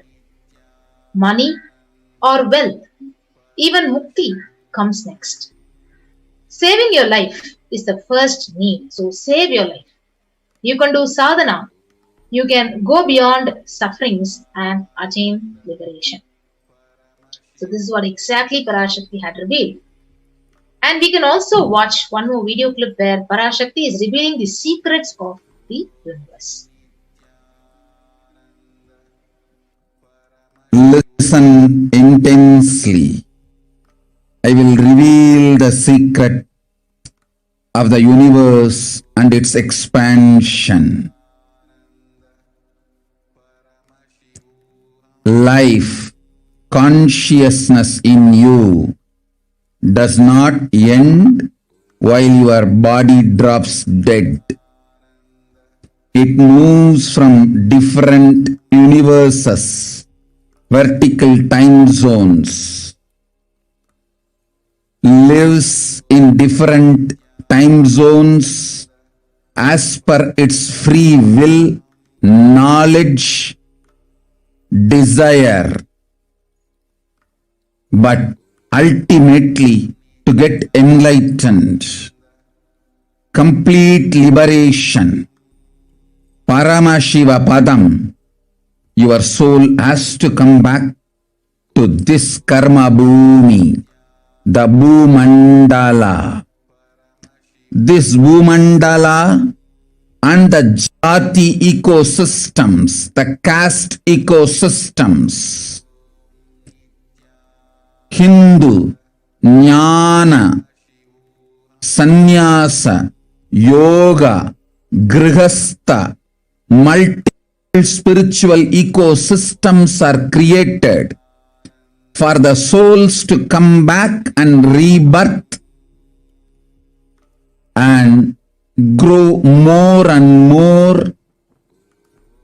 towards enlightenment easily, quickly, in accelerated speed and space. Now, too many souls from the cosmos is landing into this Bhumandala to be part of Kailasa and to manifest Kailasa. That is the reason the rate of expansion of the universe has been accelerated. An intense ecosystem for great enlightened beings and incarnations to land is being manifested by me through my Nijavatara Nithyananda and this Kailasa. All the blessed fortunate beings will be attracted to Kailasa and experience liberation. Kailasa is the space where Sanatana Hindu Dharma, cosmic science is nationalism. This cosmic law is the country law. Sanatana Hindu Dharma is nationalism. These cosmic truths will be the truths of the country, society, ecosystem. Society, country, judiciary, ecosystem, all this of Kailasa will be aligned to the cosmic law, the cosmic energy, universal existential truth. Because Kailasa, cosmic ecosystem is manifesting, expansion of the universe has been accelerated. Universe is celebrating the happening of my Nijavatara Nithyananda and this Kailasa.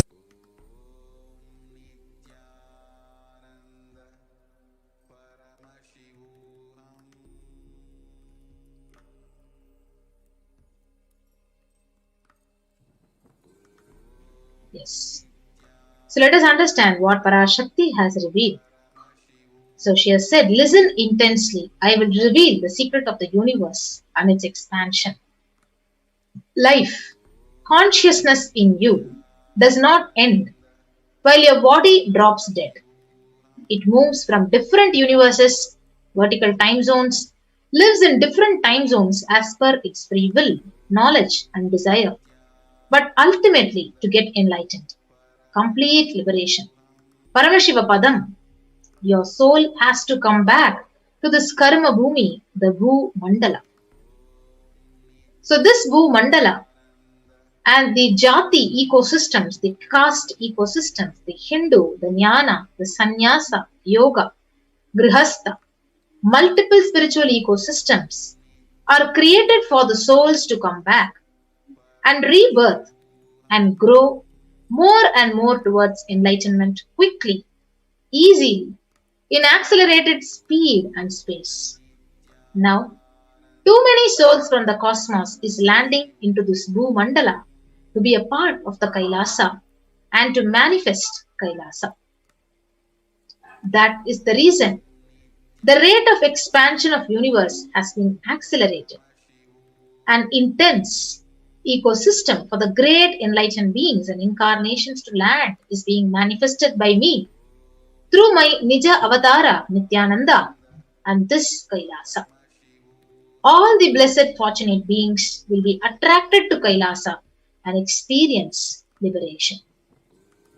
So she says, Kailasa is the space where Sanatana Hindu Dharma, the cosmic science, is nationalism. This cosmic law is the country law.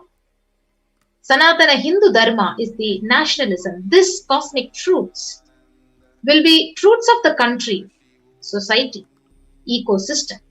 So society, the country, the judiciary ecosystem, all these of Kailasa will be aligned to the cosmic law, cosmic energy, the universal existential truth. Because Kailasa cosmic ecosystem is manifesting, the expansion of the universe has been accelerated. So universe is celebrating the happening of my Nija Avatara Nithyananda and this Kailasa. We'll also listen to one more revelation by Parashakti. முக்திகானந்த நன்றாய் கேட்டுக் கொள்ளுங்கள். புரட்டாசியில் புறப்பட்டு வருகின்றது corona கொடுந்தொற்றின் 3வது அலை. உலகமெங்கும் ஆன்மீக சாதனைகள், கைலாசத்தின் நடவடிக்கைகள், செயல்கள் எல்லாம் கூட உங்களை உயிர்காத்துக் கொள்வதையே முதல் நோக்கமாய் வைத்து அமைத்துக் கொள்ளுங்கள். எல்லோரும் இருந்த இடத்தில் உங்களை உயிர்காத்துக் கொண்டு இவ்வாண்டு முழுவதும் உயிரோடு இருப்பதையே முதல் நோக்கமாய்க் கொண்டு அதற்கேற்றாற்போல் உங்கள் நடவடிக்கை எல்லாவற்றையும் நன்மையோடு அமைத்துக் கொள்ளுங்கள். பாதுகாப்பே முதல் முன்மை. பாதுகாப்பிற்கு முன்மை கொடுத்து, முன்னுரிமையும் கொடுத்து வாழ்ந்திடுங்கள். மதுகரி பிக்ஷையும் ரத யாத்திரையும் அடுத்த ஆண்டு நடத்திக் கொள்ளலாம். உயிரோடு இருப்பதை இந்த ஆண்டு செய்யுங்கள். உயிரோடு இருத்தலே முதல் செயல். உயிரோடு இருத்தலே முதல் செயல். உயிரோடு இருத்தலே உங்கள் எல்லோருக்கும் இவ்வாண்டு செய்ய வேண்டிய முதல் செயல். முழுமையாய் கேட்டு வாழ்ந்திடுங்கள்.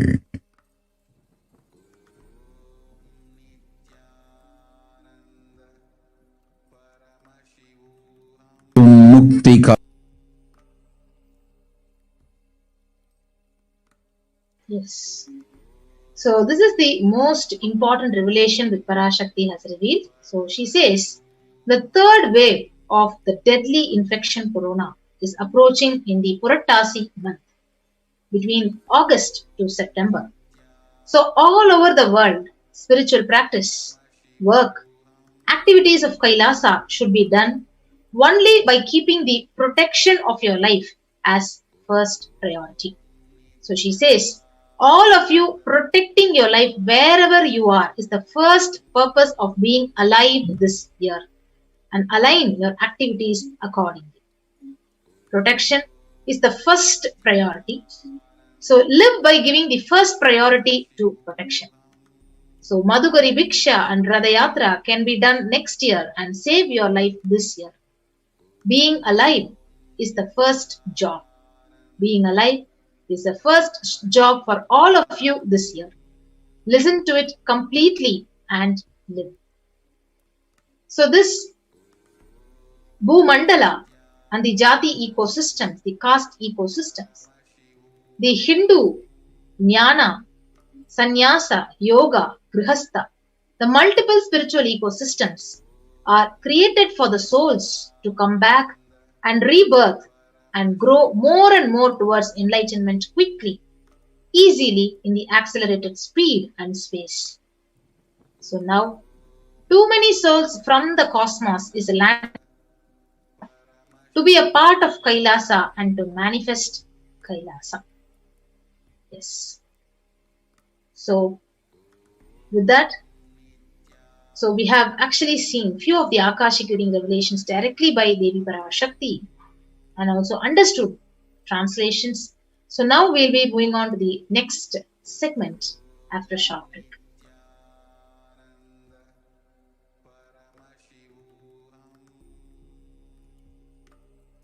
There are some great spiritual sciences unique to Hinduism.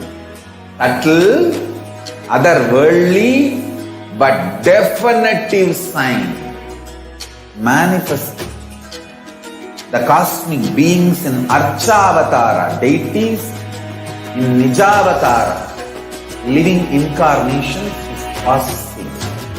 Understand? Priya Pada of Vedas and Agamas elaborately explain the whole science of making the cosmic beings manifest in Archavatara, deities and Nijavatara, living incarnations, both. During the Bhava Samadhi Darshan, Literally, those cosmic beings manifest through this body. Just like how they manifest in Archavatara, deity, they manifest in Nijavatara, Pratyakshavatara, and give you all the boons you ask, bless you. You see, each God is an independent intelligence to lead you to enlightenment. Each God is a bridge for you to achieve the Shivatva, the ultimate Shiva consciousness. Krishna is the bridge for you to achieve the Krishna consciousness. But Shiva consciousness, Krishna consciousness, all consciousness is one and the same. Ultimate consciousness only. So that energy itself completely expresses. Just like Radhika, when I see my own sweetness in the mirror, I become eager to taste it. I find that the only way to relish the sweetness is through the constitution of Sri Radhika. Bhava Samadhi Darshan is a window to the infinite expanse of consciousness, allowing us to glimpse the formless in a way that we can understand. It cleanses the karmas of lifetimes. It awakens our biomemory to the space of Paramashiva, the ultimate consciousness, and creates a deep and lasting transformation in us.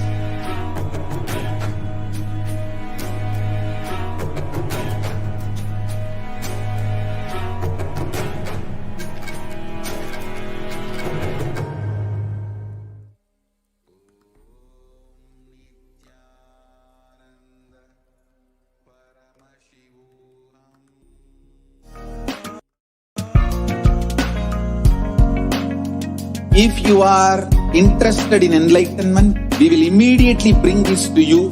If you are not interested, we will explain the whole science, inspire you and make you interested in enlightenment time.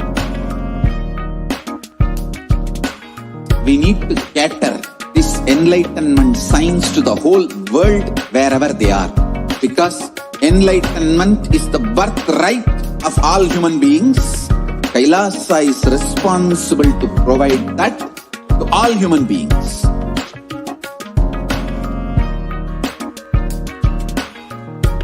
Kailasa is the totality of the knowledge I received from my gurus and practice manifested in my life, perfected by teaching millions of people from all cultures, time zones, backgrounds, genders, nationality, race, from every creed.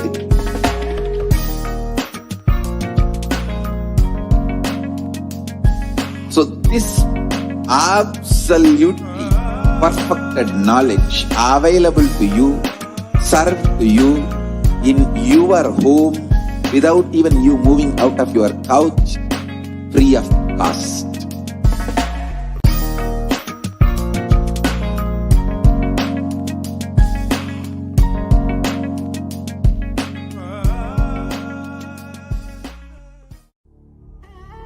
What I mean by the word Kailasa, listen intensely.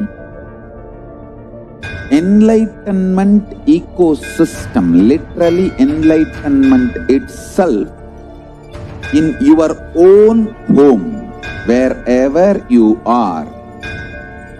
If you cannot come to Kailasa, it's okay. Kailasa can come to you. Kailasa coming to you, Kailasa.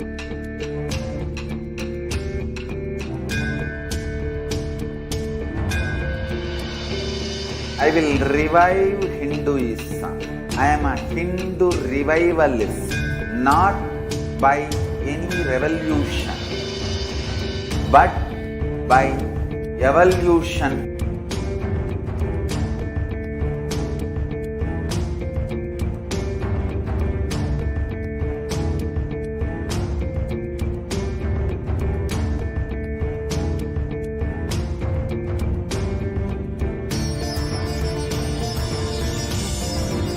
And setting model community.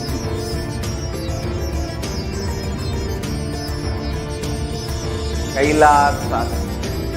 enlightenment ecosystems, Sarvanya Peethas all over the world.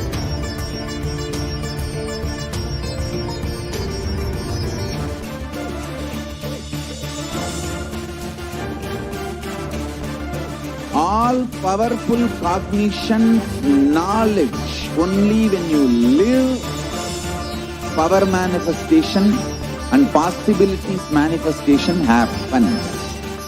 It's a fundamental truth.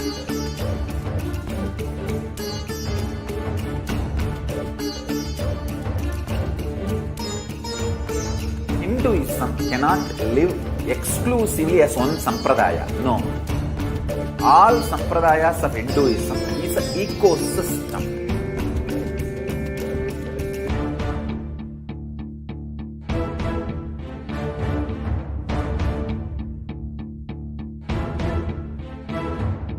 So don't keep quiet thinking that if one sampradaya is attacked, only that sampradaya is going to be affected.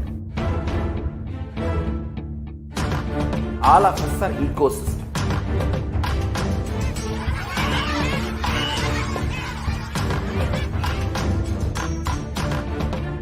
I invite all of you to get involved and enjoy Hinduism by the principle of Dharmo Rakshati Rakshitaha. When you protect Dharma, Dharma protects you. We will make the whole planet flourish spiritually. The spiritual prosperity will happen to the whole planet. We all have to coexist together.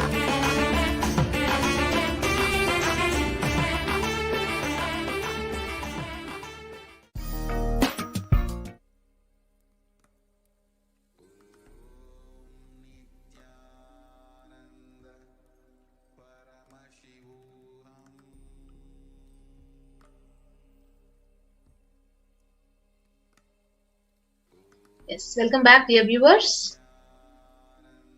Yes, so now in this segment, let us understand how can you ask your questions to Devi Parashakti in the social media platforms, in the various social media platforms. Yes. So number one is the YouTube channel. So Kailasa's HDH Nithyananda is the official YouTube channel. So you go to the YouTube and you click on to Kailasa's HDH Nithyananda official channel and become a member of the channel. And once you become a member of the channel, you can post your questions. You can ask your questions in the comment section, which is actually mentioned in the slide. And you can ask your questions to Parashakti. So it can be related to your health or your life purpose, your future, your destiny, and why your life is happening the way it is happening. So all these questions, you can actually post it as a comment in the comment section under the live stream. The next is, how can you ask your questions in the Facebook? So if you are not a member and not followed the Kailasa's SPH JGM Nithyananda Paramashivam page, so go to the Facebook and click on the follow button and start following the page, number one. And once you follow, like and follow the page, then followed by that, you can go to the live stream, which will come here on in the news feed, and you can ask your questions in the comment section in the live stream, under the live stream. So this is one more way where you can connect to Parashakti and ask your questions in the Facebook. The next is becoming a follower of the official Twitter account of Sri Nithyananda. So at Sri Nithyananda. So you can go ahead and follow at Sri Nithyananda on the Twitter. And after that, you can ask your questions in the reply section of the tweet with the hashtag AskTheAvatar. So you can go ahead under the live stream and ask your questions in the reply section of the tweet, AskTheAvatar. The next platform wherein you can connect to Parashakti is you can ask your questions on the Instagram post. So you can go and follow the Sri Nithyananda on the Instagram.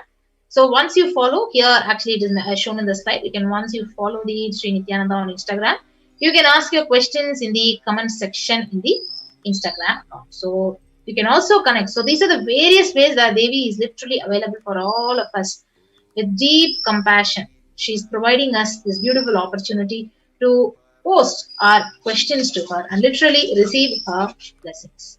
So you can ask in the YouTube section, you can ask in the Facebook platform, you can ask in the Twitter and the Instagram, and the next platform is in the kailasa.org website. So you can ask your questions on the WhatsApp chat in the kailasa.org website. So if you go to the kailasa.org website, you will be actually guided to this page, and if you'll be guided to the WhatsApp chat, and you can ask your question in WhatsApp chat, which is here. So these are the various ways you can ask your questions related to health, your destiny, purpose of life. So how to manifest what you want in life. Say, why are you suffering in life? What is the past, and what is the Parashakti, or what is the Devi's revelation for that? So all these questions. So literally you will receive a karmic breakthrough when you ask for blessings and prayers from Devi Parashakti. Yes. So these are the various ways. So if you have not become a member of the YouTube channel, or followed or liked the official Facebook account, or not a member of the Twitter or Instagram, and if you have not visited our kailasa.org website, please go ahead and you can take a few minutes and get ready so that before darshan we can prepare ourselves to ask our questions to Devi Parashakti. Yes. So with that, we'll be moving on to the next segment of how to offer a gratitude to Devi Parashakti. So how to offer a devotion, love at the feet of Devi Parashakti. Yes. So we'll come back after a short break.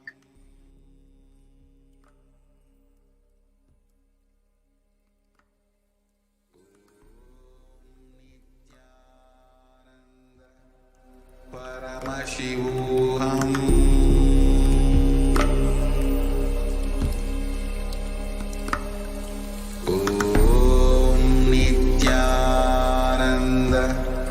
Paramashivoham.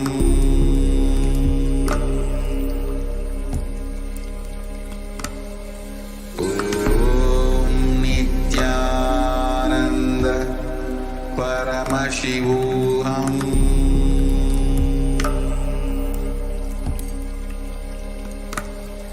Om Nithyananda Paramashivoham.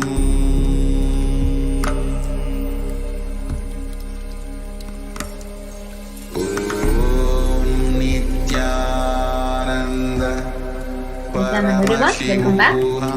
Yes. So we'll now be moving on to the next segment of how can we connect to Parashakti. How can you offer your gratitude, your devotion at the feet of Parashakti? So literally, what is the significance of an offering? So an offering has two parts. One is giving, and number two is you receiving. So an offering is giving of a divine gift of pure love, pure devotion and oneness. So the one thing which we need to very clearly understand is only when the divine accepts what one offers, then that offering itself becomes complete. So it is not made out of any fear nor of greed. So when an incarnation lands, when an avatar lands, the offerings are purely a part of the grand Leela, which is played out only for the purpose of enlightenment. So let us invoke Parashakti and understand furthermore, so why we need to offer and what is the significance of offering to Parashakti. So let us start with the Dhyana Sloka from the Moola Agama of Manonmani Dhyanam. Induni bhaveda karavakni nayanam syat Pankajavaraabhaya japakshasarayuktam Angahimabhushana vichitravasanam syat Tungamakutojvala manonmani swarupam. So the Dhyana Sloka, it beautifully explains about Parashakti, that moon-like face, holding the Vedas, the books on hand, fire in eyes, with lotus flower, gracing and blessing hands, and one hand with Japamala. beautifully decorated with jeweled ornaments in wonderful clothes and shining bing crown. Her name is Manonmani. The next Dhyana sloka is Dhyayed Devim Trinetram Sashini Bhavadanam Vedahastam Dadhanam Savye Padmam Varadama Pare Chabhayam Chakshamalam Divyairabharanair Vibhushitatanum Brahmadi Vipujitam Devimeva Manonmanim Pratidinam Kamarta Datrim Shubham. So this is the Dhyana sloka from the Mula Agama of Manonmani Dhyanam, which beautifully explains that I meditate on Devi with 3 eyes, glowing like a moon, and hold the Veda, lotus, and gracing with blessing and gracing hands. She is wearing beautiful ornaments. She is worshipped by Brahma and other many gods, and showers auspicious boons for all the actions every day. So let us now understand what is the significance of the divine element gold. So mostly these offerings are offered as gold. So what is the significance of that? So triply born by birth is this gold from the atoms of Agni is one. It becomes dearest to Agni. One fell away from the Soma when it was heard.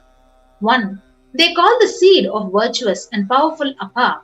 Let that triple gold be for your long life. So gold is a divine element. It purifies anything it touches. It is an element of spiritual significance and great spiritual power of healing and enlightenment. The vibration of gold has the power to infuse sattva energy and positive thought currents in anyone who wears and anyone who sees or operates in its vicinity. So this is the beautiful significance of gold because it is present in all the scriptures, the Vedas, the Agamas, the Itihasas, the Puranas. So in all Hindu scriptures, abundantly displayed that gold is the most auspicious and purest metal, which purifies our very being. So in the Hindu civilization, everything was built in gold, it was exchanged in gold, and even the ritual feasts were offered in golden bricks. So when one was to be saved from the life-threatening illnesses, gold was offered as a ritual fee. Gold was in abundance and used for weighing equivalent amount of commodities, including cows. Kingdoms were built with huge doors of gold. The streets would have huge columns of gold and huge archways made of gold, and horses and cows were dressed in gold. So the Hindu civilization literally thrived on the banks of the rivers of gold, and Indus River was called as the Hiranmaya in Rig Veda, and the river Saraswati was called Hiranyavartani in Atharva Veda. So gold is the supreme element for offering gifts to the ones you love and revere. So temples are constructed and paved in gold, deities are made in gold, and decked and adorned in gold because it preserves the enlightenment energy for thousands of years and it lasts forever. So with that, we'll be moving on to the first offering to Devi. So the first offering which you can offer at the feet of Parashakti, offering of your deep love and devotion, is the E-Hundi offering. So the E-Hundi offering, you can offer any amount at the feet of Parashakti as an E-Hundi offering. So the Shastra Pramana, it says, Bhakti Priya Bhakti Gamya Bhakti Vashya Bhayapaha Shambhavi Sharada Radhya Sharvani Sharmadayini. So Devi is fond of true devotion and is realized through true devotion. She can be won over through true devotion and she removes all the fears. So if you see, if there is any fear in the minds of devotees, Devi is literally sure to remove that fear. And it is stated that Devi is worshipped in autumn. And here it is meant that autumn of our lives, when thoughts turn more and more inwards, the role of the divine is known and understood very clearly. So the need for Devi worship becomes stronger and stronger. So you can offer this E-Hundi, the Kanikai, to Devi Parashakti's feet at any amount you wish to, and literally your names will be chanted when the puja is offered to Parashakti. The next offering is the Sankalpa chanting. So the chapter 12 verse 34 of Devi Mahatmyam, it explains, Tayaitan mohyate vishvam saiva vishvam prashuyate saya chitta cha vijanam tushtarudhim prayashyat chadhip. The goddess enchants this universe and she herself gives birth to this universe. That goddess, being prayed without interest in anything, gives that knowledge that leads to salvation and gives wealth in materialistic sense. So offering the conscious resolution, the Sankalpa chanting, it blesses the person, offering with all the fruition of all your desires of whatever you wish to and whatever wishes you are yearning for. So you can offer the Sankalpa chanting at $1 to the feet of Devi Parashakti. The next is the offering of Sahasranama Swarnakasu. So the Lalita Sahasranama verse, it says, Nama Parayana Prita, she who likes the repetition of various names. So this is the offering of 1008 names of Devi Parashakti, and it's a very special and unique archana which is offered to the Mahameru of Devi Parashakti. So you can offer a gold coin which is inscribed with each of the 1008 names and receive the blessings of Parashakti. So when each of these coins are actually offered, you will see literally all the divine qualities, the Ananta Kalyana Gunas of Parashakti is literally awakened inside of you. So you can offer this Sahasranama Swarnakasu to Devi Parashakti at $75, $151 and $251. The next offering is the offering of the Mukta Anguti, the finger ring with a pearl.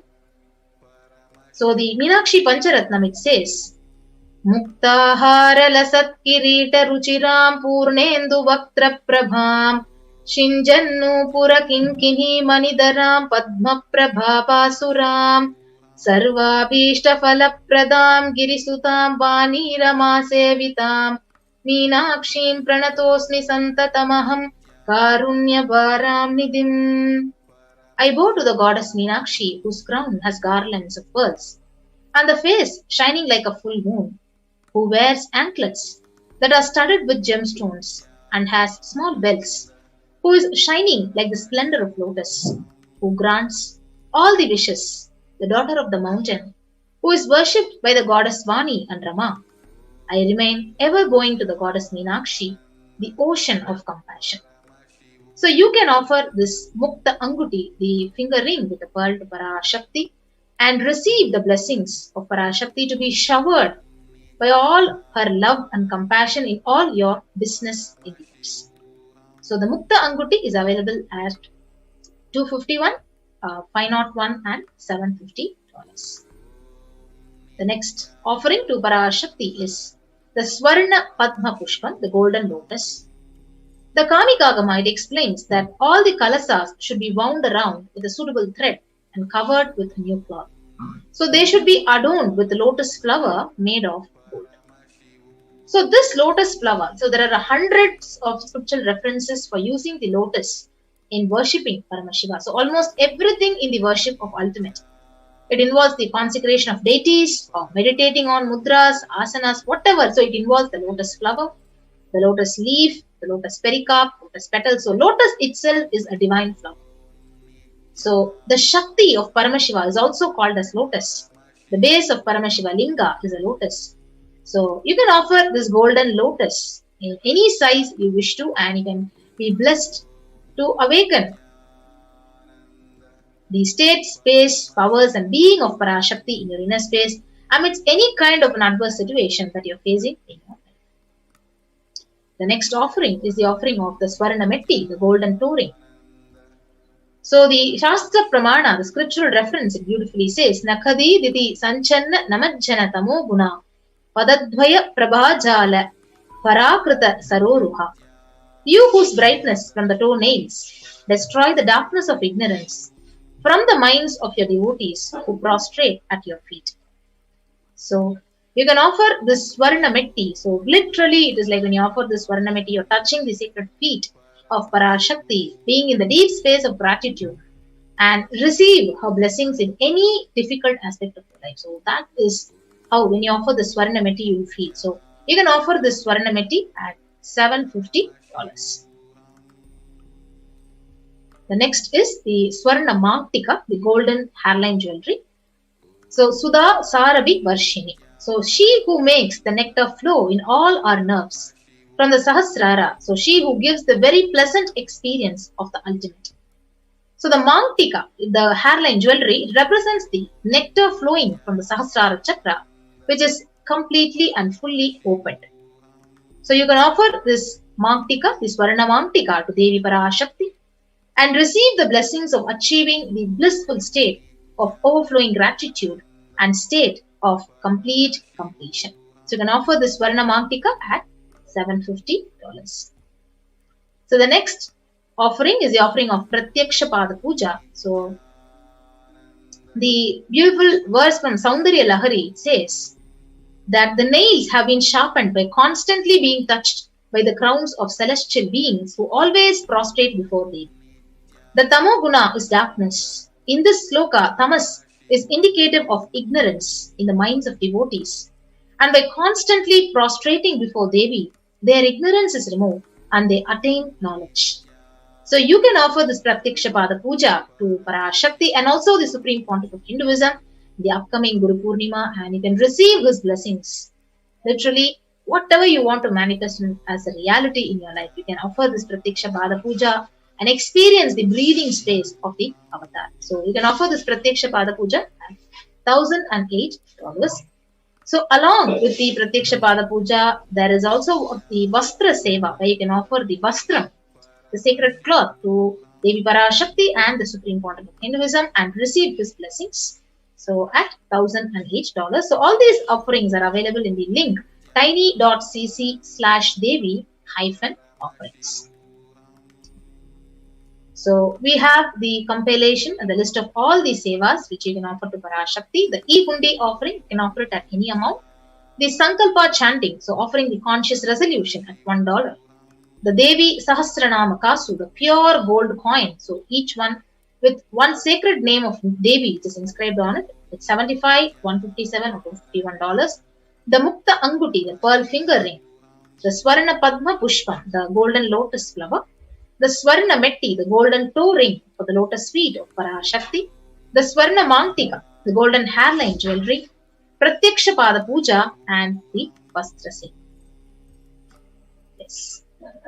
So you can offer any one of these sevas or all these sevas also to Parashakti by actually clicking onto the link tiny.cc/Devi-offering. So you can make an online payment and offer this seva to Parashakti. And after the payment, you can submit your details for the puja and for your names to be chanted in the link tiny.cc/Sankalpa2030.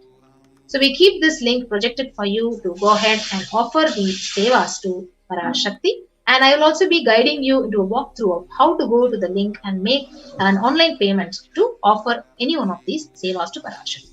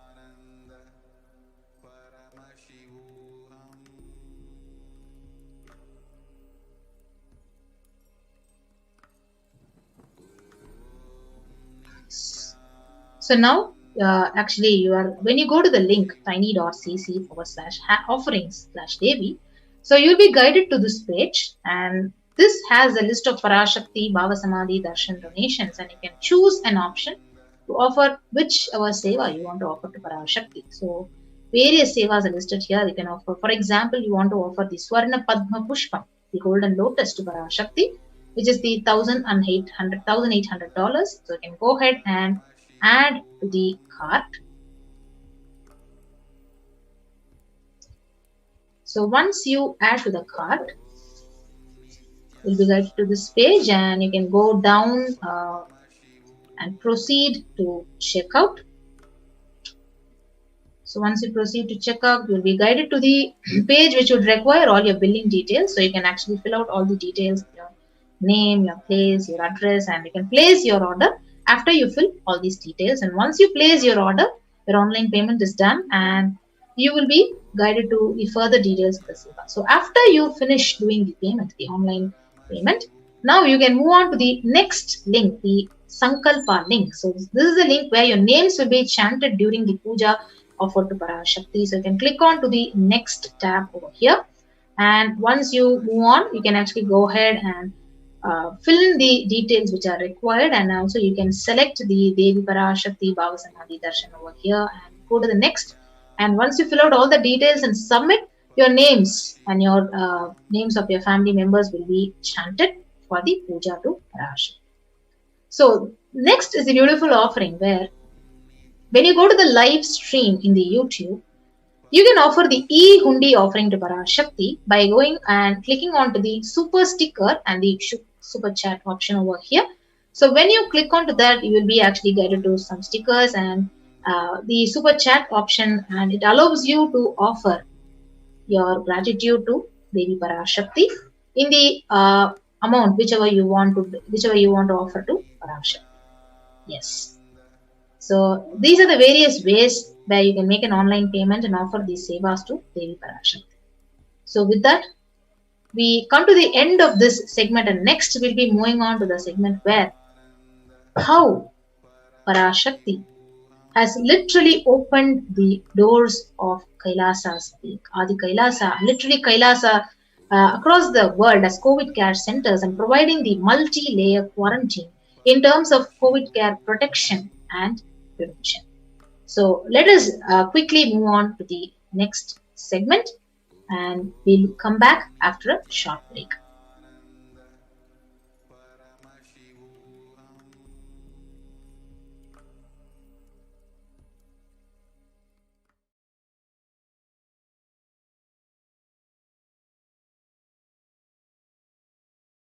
Listen intensely. Life, consciousness in you does not end while your body drops dead. It moves from different universes, vertical time zones, lives in different time zones as per its free will, knowledge, desire,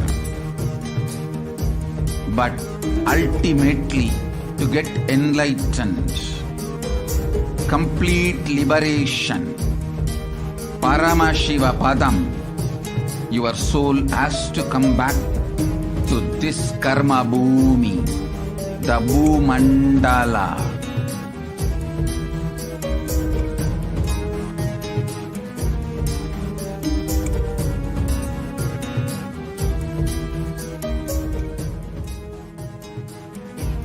This Bhumandala and the Jati ecosystems, the caste ecosystems, Hindu, Jnana, Sannyasa, Yoga, Grihastha, multiple spiritual ecosystems are created for the souls to come back and rebirth and grow more and more towards enlightenment easily, quickly, in accelerated speed and space.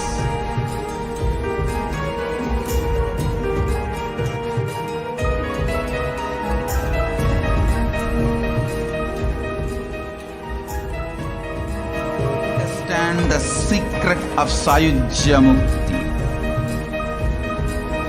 Your Kundalini Shakti experiences the bondage inside your body due to compulsive sexual appetite. All the male bodies building intense yogic body through yoga and pranayama, building the mind of Tyaga-centric, will heal your compulsive sexual appetite and make you reach Sayujya. All female bodies, love-centered care, serving every being, will liberate you from the compulsive sexual appetite and make your Kundalini reach Sahasrara, which is Kailasa, Paramashivoham, Sayujya.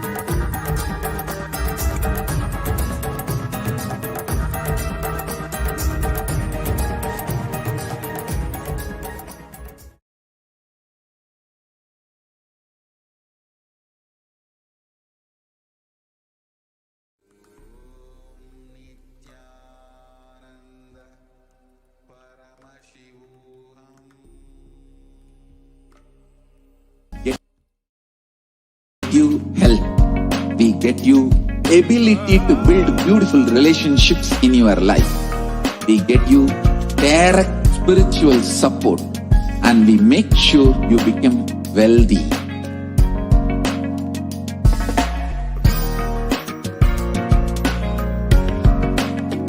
We won't stop giving you just good life. We will literally not stop till you live enlightened life. Manifesting the state of Paramashiva, space of Paramashiva, powers of Paramashiva, being of Paramashiva.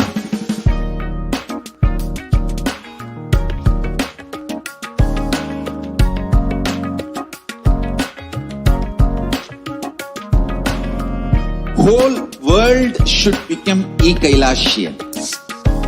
I want the whole world to know Hindus have something great to contribute to the world.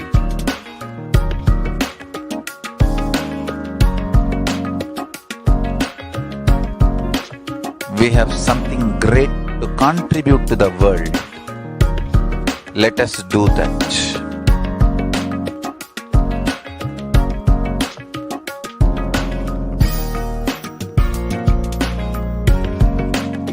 Kailasa is proper customized spiritual service helping you to identify your root patterns of suffering. We have perfected the science of helping every individual from every cultural, religious, nationality background.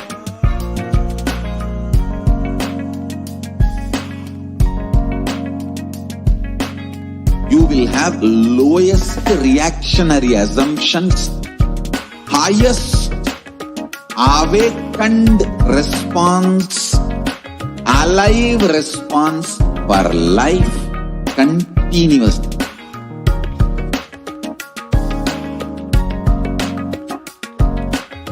Kailasa is enlightenment ecosystem, literally enlightenment itself in your own home, wherever you are. Proper customized spiritual service helping you to complete with your life negativity. Withdrawal from life, self-hatred, self-denial, self-doubt, so much of tiredness, laziness. We can support you aligning your diet, your attitude, your aptitude, your understanding about life. We can help you with everything.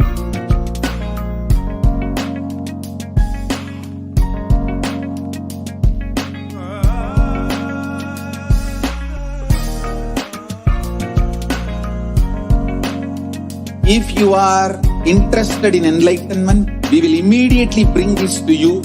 If you are not interested, we will explain the whole science, inspire you and make you interested in enlightenment science. We need to cater this enlightenment science to the whole world wherever they are. Because enlightenment is the birthright of all human beings. Kailasa is responsible to provide that to all human beings.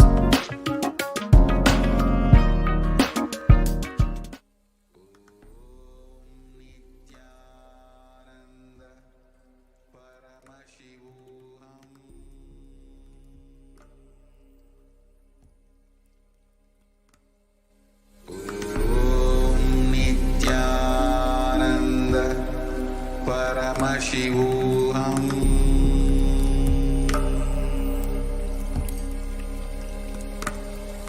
Om Nithyananda Paramashivoham.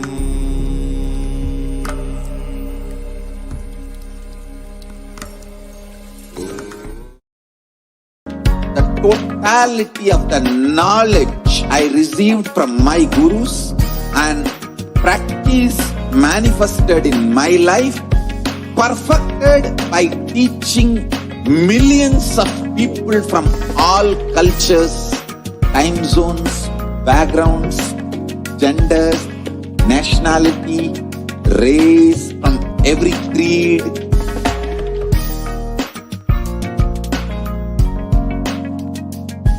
So this absolutely perfected knowledge available to you, served to you in your home without even you moving out of your couch, free of cost.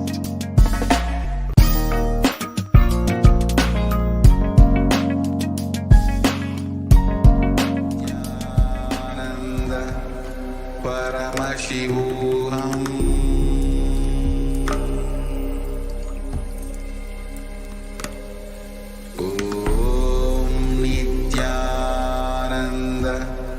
Paramashivoham.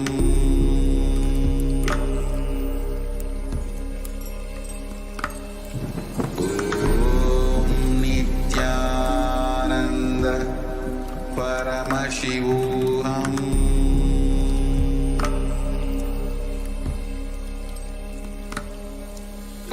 Om Nithyananda Paramashivoham.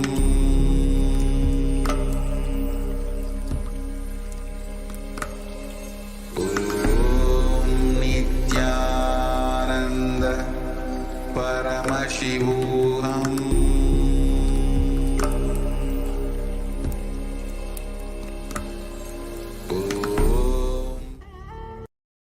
What I mean by the word Kailasa, listen intensely.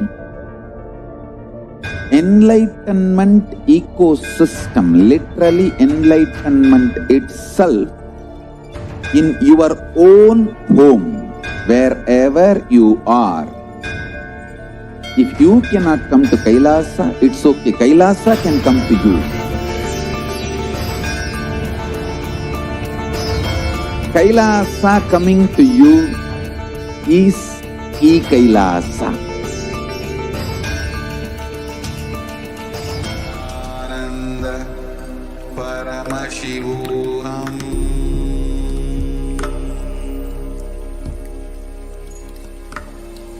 Om Nithyananda Paramashivoham.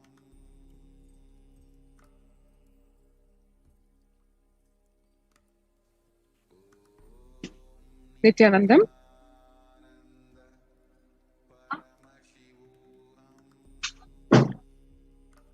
Welcome to one and all for this segment on Adi Kailasa, the ship.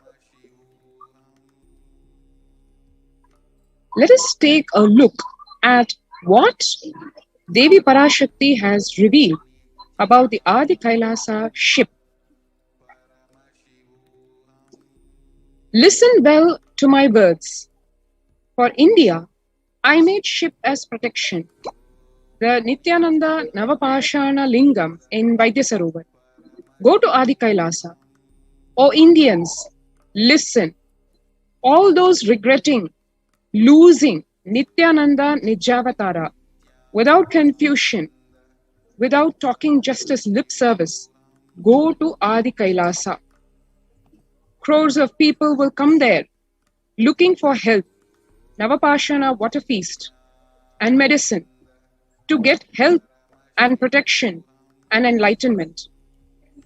To protect India from the great destruction, I, Parashakti, made this huge ship. Even if captain is not there, ship is there. Why? Devi said what she said. We are seeing in its stark reality, day over day, week over week, month over month. And Corona in India, literally doing the Ghora Tandava. In Bihar, the recent news says 96 doctors lost their lives to COVID-19 during the second wave. India sees the biggest spike in COVID deaths after the state revises the toll. The world's highest single-day toll reported after Bihar state revises figures to account for deaths at home or in private hospitals. The news just shows literally cremation after cremation, burning pyres, burning continuously, and a queue of people waiting for the cremation of their loved ones. And then we have, along with the corona, further infections, post-COVID, and other variants of the coronavirus, the Delta Plus variant, which the health department says may trigger the third COVID-19 wave in Maharashtra.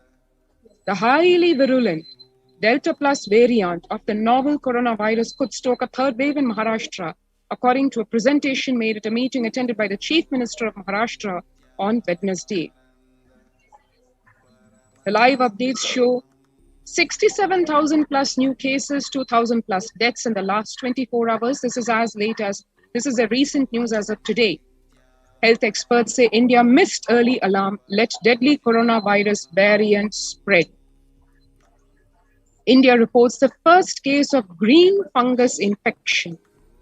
This green fungus infection was found in Madhya Pradesh just about 24 hours back, where a 34-year-old COVID-19 survivor was diagnosed with green fungus infection. Yes, we heard black fungus, white fungus, yellow fungus, and now it's a green fungus.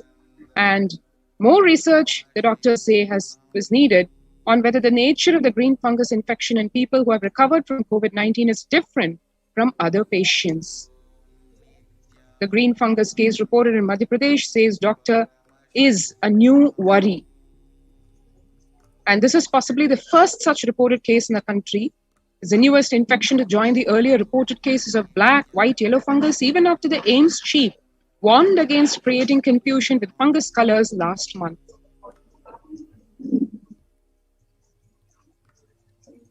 And why did Devi say just go to Adi Kailasa is evident from just this very news where lives are being lost in millions, and yet the people are kept blissfully unaware of it because the media is stifling information, spreading disinformation.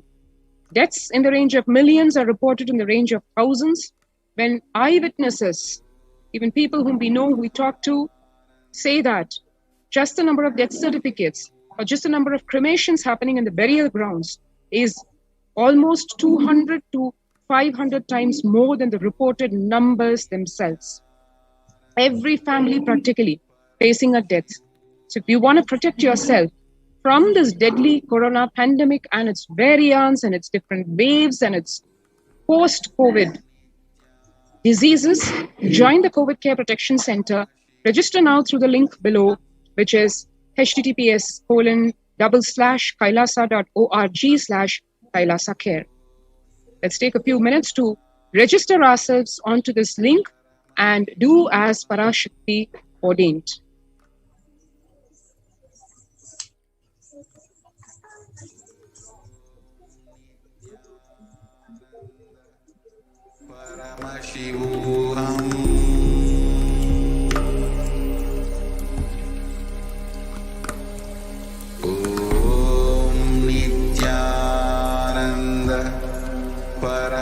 Paramashivoham.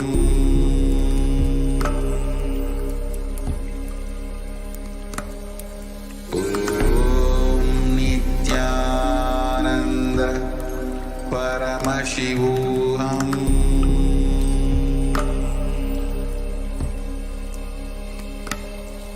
Om Nithyananda Paramashivoham.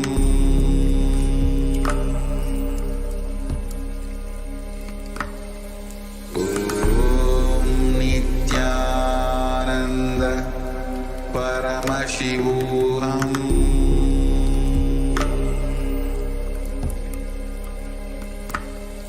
Om Nithyananda Paramashivoham.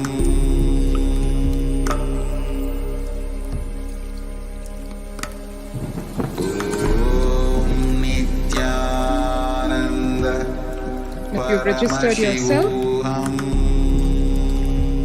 let us next move to the segment on contributions of the Supreme Pontiff of Hinduism. Today we will be looking into detail into one aspect, one of the 5 major pillars of the Kailasa enlightenment ecosystem, which is Annadan, or free food distribution.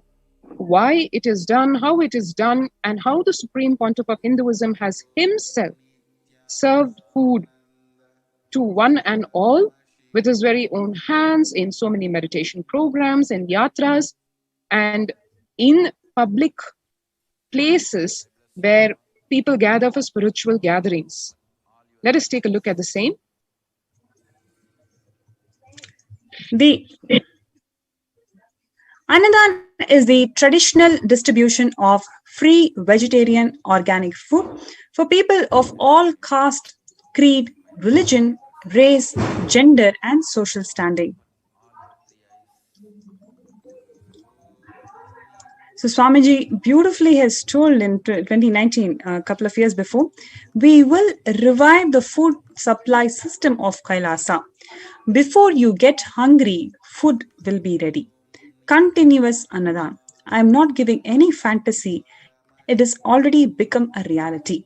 And that's what you always observe whenever the participants from the COVID Care Center, whoever came and shared an NTV, always mentioned about the Annadan, the food service provided by the Supreme Pontiff of Hinduism. Always, before you get hungry, food be ready, and continuous Annadan. That has been the practice that Kailasa has been following last 26 years in all the occasions and all the programs so far.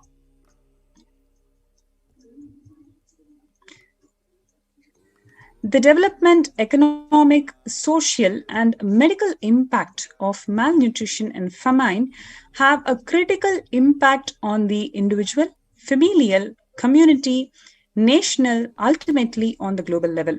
With the ongoing COVID-19 pandemic triggering an alarming spike in food insecurity, the United Nations have been giving warnings of famine of biblical proportions. In 2020 alone, 690 people were estimated to be pushed into food insecurity. So, next to people dying because of this ongoing pandemic, the next big problem the world is facing today is the food insecurity issue. And the access and available to organic food has become the utmost importance because now the world is shifting towards holistic living, towards sustainable development, because now people are understanding it is not money, it is not what we thought is going to empower our life anymore. It is the Sanatana Hindu Dharma and the practices that Hinduism has always empowered. That is the best solution. World is coming in terms with it. And this is what Swamiji has always revived for the last 26 years in various formats through various agencies and organizations.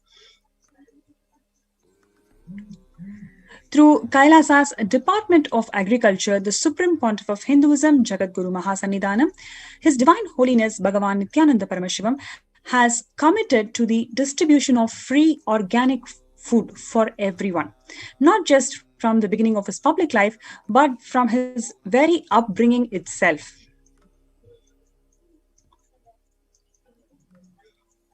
You can see early days from 2002. The pictures show the early days of Kailasa's spiritual mission, where the Supreme Pontiff of Hinduism is offering Annadan, providing a free organic vegetarian meal on Kartigai Deepam in Tiruvannamalai. And even with a fractured hand in 2013, the Supreme Pontiff of Hinduism is engaged in selfless work day and night, day and night. He has inspired the peacekeepers of the Sovereign Order of Kailasa to engage in this selfless service just by example. You can see even with a fractured hand, he is doing the service selflessly.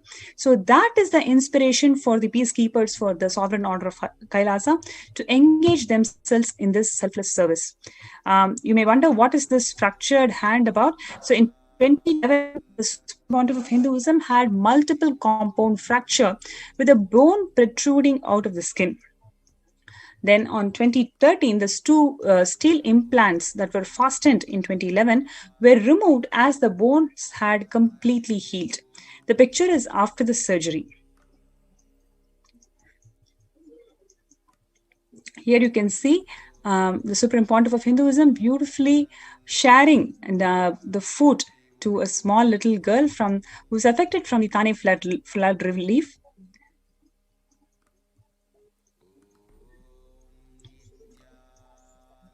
So how this, it's such a beautiful picture, how the Kailasa has worked day and night to ensure that people, whoever is affected with the Thane food relief, they are supported with this food. So you can see how the volunteers and the peacekeepers of Kailasa, they are serving food to all these children who are affected with this Thane flood relief.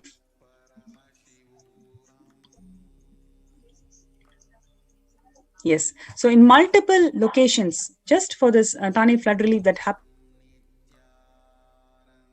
in 2012, in multiple locations, the peacekeepers of Kailasa were serving Annadan. In 2011, Nithyananda Annalaya inauguration in Tiruvannamalai, India, where you can see the Supreme Pontiff of Hinduism himself serving these sadhus. So Swamiji always led by example. The inspiration and guidance for the entire Sovereign Order of Kailasa gathers inspiration from Swamiji. Every single thing he has done it by himself through his hard work.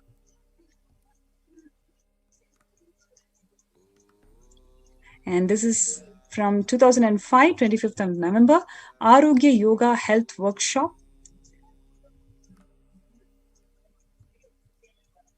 This is from 2007, Nithyananda Spurana Meditation Workshop, where you can see thousands of people sitting and Swamiji personally serving all of them.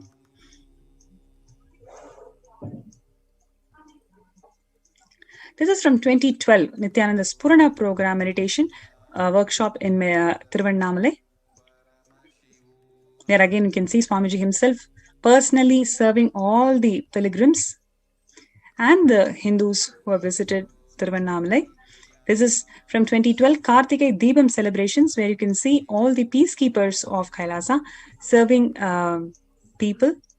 So all such beautiful pictures where you can simply relate the hard work of Swamiji, how he ensured that food insecurity problems are resolved, always upkeeping the ideology that Sanatana Hindu Dharma has always held with, that food should be offered to everybody. This is from 2017, 10th of May, Inner Awakening Meditation Workshop in Tiruvannamalai.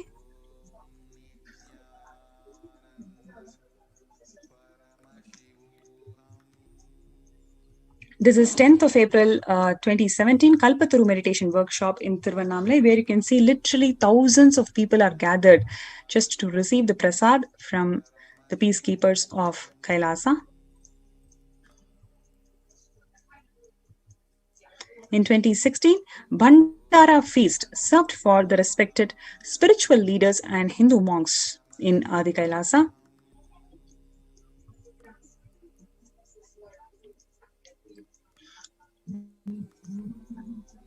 This is 2016, 28th of April, the Kalpataru Meditation Workshop in Bidadi.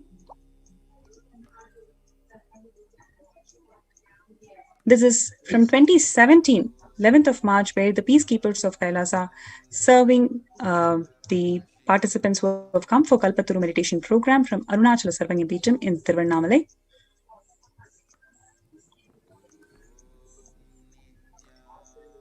This is on 18th of August 2019 from Tiruchungod Sarvanya Peetham, where people are receiving Annadan.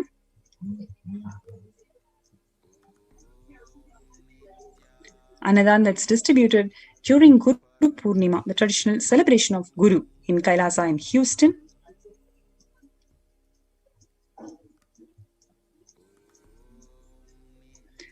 This is a picture from 8th of December 2016 from the Sadashivoham meditation workshop in Adi Kailasa Bidadi, where the Supreme Pontiff of Hinduism himself serving the participants who came for the meditation workshop.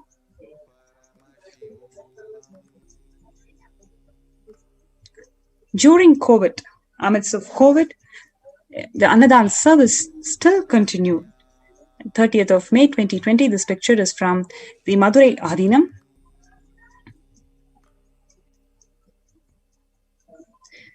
Now, let us see. Yes, please go ahead, Mahadasha. I was just going to say that just seeing this picture just triggered a lot of emotions, because what you're going to see in this is going to be something very, very starkly in contrast with what you just saw in the last few slides, which is just a glimpse of what the Supreme Pontiff of Hinduism has been doing from the day one of his life. Always stretching his hand to give, give, give. More so when he entered public life in a big way in 2000. From then on, one of the very first services that he did along with spiritual healing is giving free food or Annadan. Just as per our Veda Agamas, as per the Sanatana Hindu Dharma declared, that produce food aplenty and share with one another. Annam Bhut Purvita. This is what the Supreme Pontiff of Hinduism is embodying in his very actions and inspiring and leading by example the peacekeepers of Kailasa. Contrast this with what the colonial ruler, Mr. Winston Churchill, had to say about food, about India, about India's culture. We'll watch this video to understand this.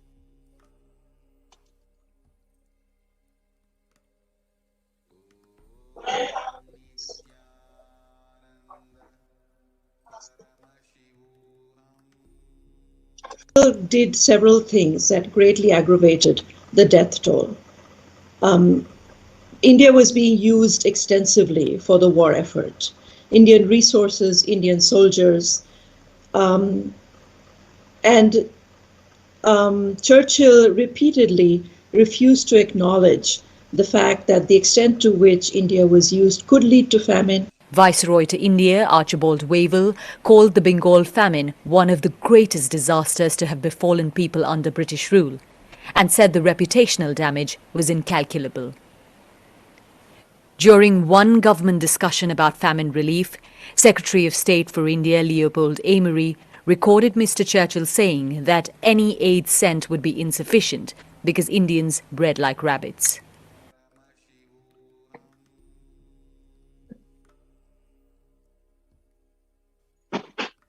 What I found in researching the Bengal famine was that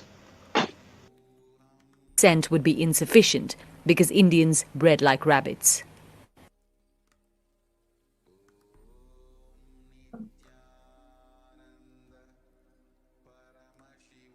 Now that was what one saw about what has been done to India, Hindus, Sanatana Hindu Dharma. One can see here, just to give a glimpse of what India has shared, or rather what the ancient gurus, the leaders, the spiritual leaders of India have shared with the world, and what has been given back to India in return. If we just contrast the two, 1943 to 44, just in a span of 2 years, in the man-made famine of Bengal, as per existing records, 3+ million were murdered. The Prime Minister of the world's biggest empire, controlling 1/3 of mankind, claimed that they could not do anything about the people dying of hunger because Hindus bred like rabbits and the famine was their fault. Contrast this with the next thing which happened in 2016 Ujjain, Kumbh Mela. The peacekeepers of Kailasa served organic food to over 3+ million people. Of Hinduism. Jagat Guru Mahasannidhanam, His Divine Holiness Bhagwan Nithyananda Paramashivam, have served more than 1 billion free meals in the past 26 years and are determined to end hunger and poverty in all its forms. Kailasa, with 200 peacekeepers at any given time, can deliver what even one of the biggest countries could not deliver. Kailasa is not driven by war, fear, or greed. It is an enlightenment-based nation, driven only by selfless service, Tyaga. The Veda Agamas, the source of Hindu scriptures, declares, Annam Bahu Kurvita, which means let us produce food in large quantities. Through the widespread distribution and promotion of free, healthy, organic food, Kailasa's global peacekeepers, led by the Supreme Pontiff of Hinduism, serve such that we may achieve food security, improve nutrition, and promote sustainable agriculture globally. Annadan is a vision to end poverty and hunger in all its forms. And that was a glimpse into just one of the pillars of the 5 pillars of Kailasa, Annadan, or free food, in exact implementation of what the Veda Agamas ordain human beings to do. Now let us look at, for all this incomparable humanitarian services, spiritual services done by the Supreme Pontiff of Hinduism to humanity, what did he receive in return from humanity, or what was the persecution, what it involved, the persecution that was done.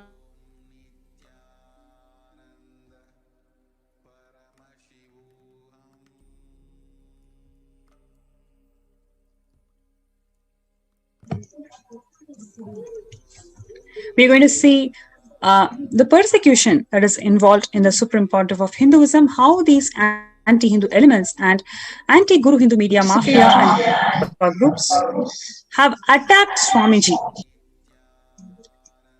Before we move to the next segment, let's have a short break.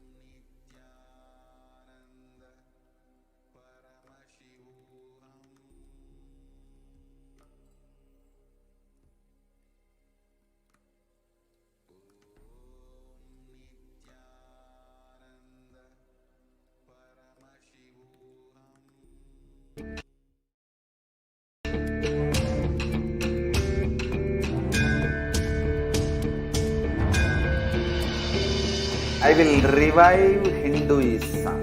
I am a Hindu revivalist, not by any revolution, but by evolution.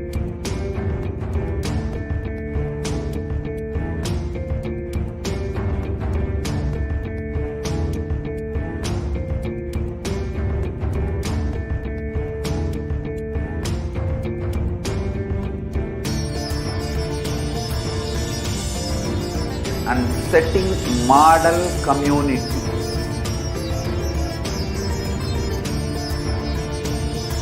Kailasa enlightenment ecosystems, Sarvanya Peethas all over the world.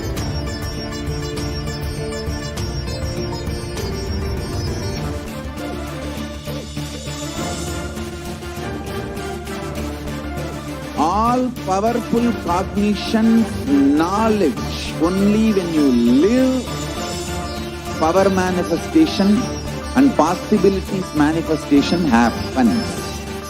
It's a fundamental truth.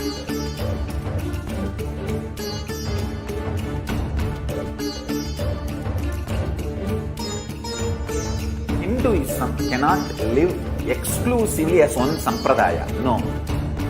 All sampradayas of Hinduism is an ecosystem.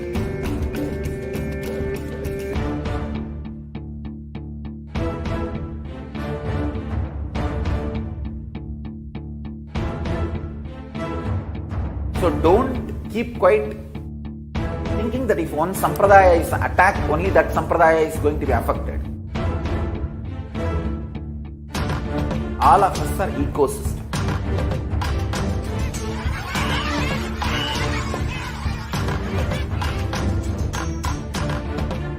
I invite all of you to get involved and enjoy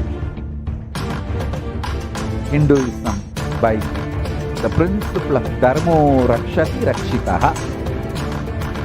When you protect Dharma, Dharma protects you. We will make the whole planet flourish spiritually. The spiritual prosperity will happen the whole planet. We all have to coexist together.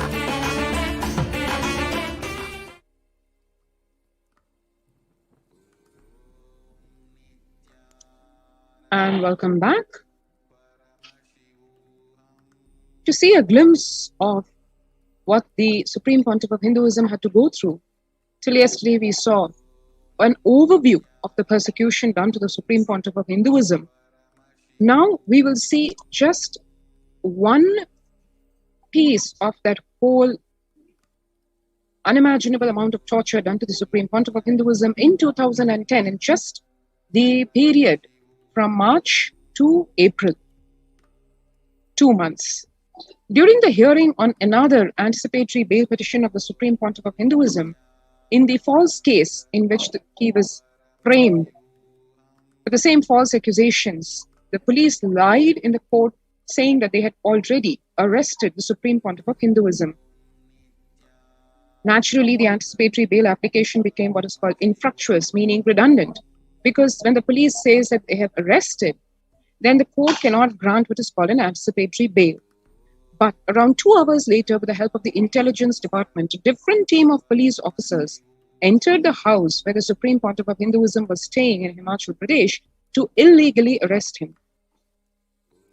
The Supreme Pontiff of Hinduism was taken from Solan in Himachal Pradesh to Bangalore the same night on 21st April 2010 on his way from the airport to the prison.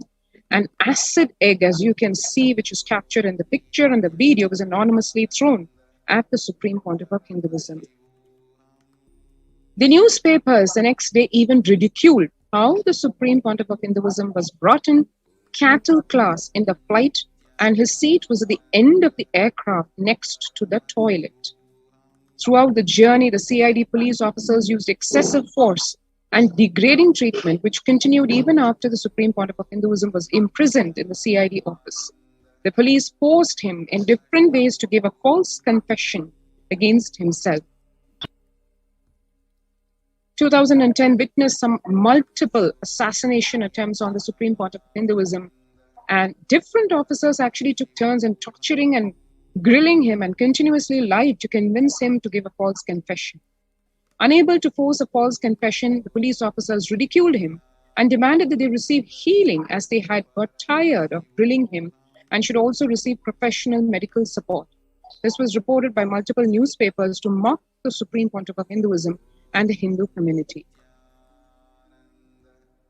Even a High Court judge during a hearing remarked at the police, "Under the guise of suspicion, how long can you police torture a person?"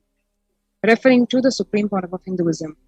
The police torture, narrated to media as grilling by the police, involved bombarding him with multiple powerful lights and loud, shrill noises of tile-cutting machines to inflict extreme physical and mental pain. This was done to psychologically weaken him and make him give a false confession about a crime that never happened and he never committed. The grilling continued throughout the day and late night, where officers took turns actually not allowing him to have even his attorney present, which is a right given to any citizen by law.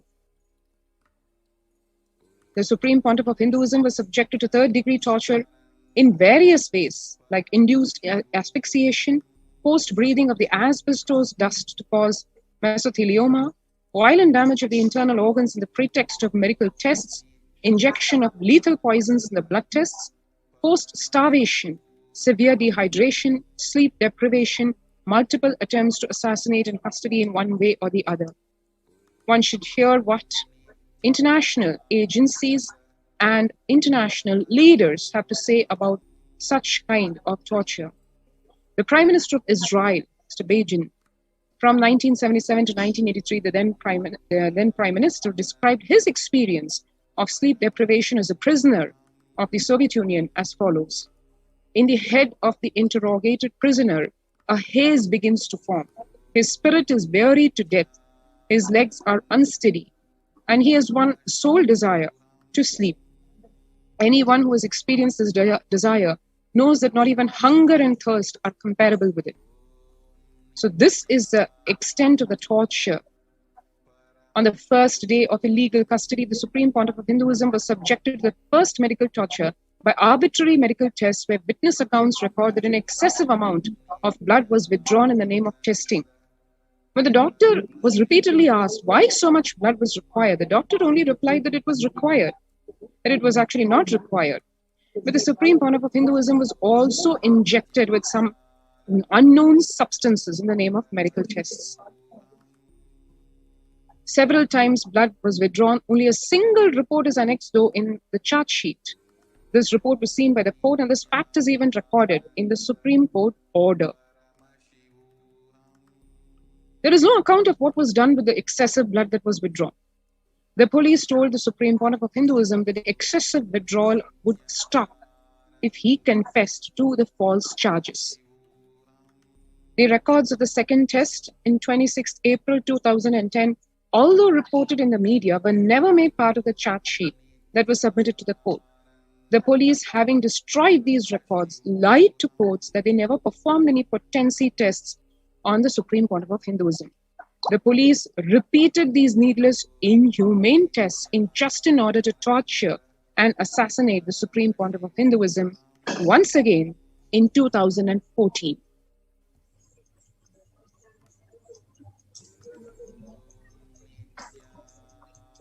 One can see here the cells in which the Supreme Pontiff of Hinduism was confined for 53 days were in absolutely unhygienic, visibly inhuman conditions.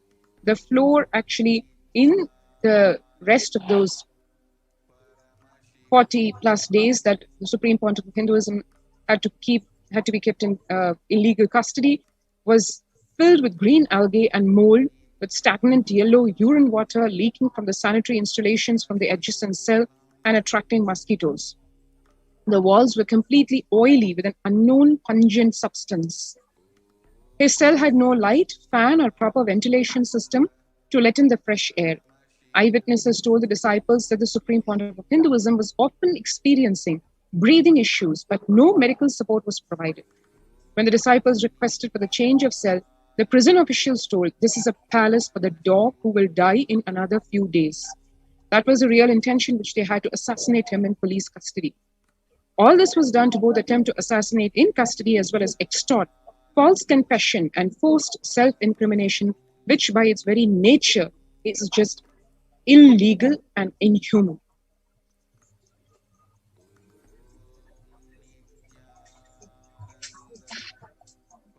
The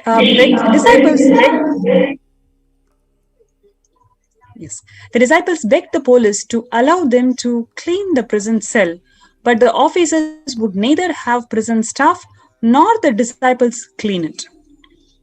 as a Hindu monk and the leader of 2 billion Hindus worldwide.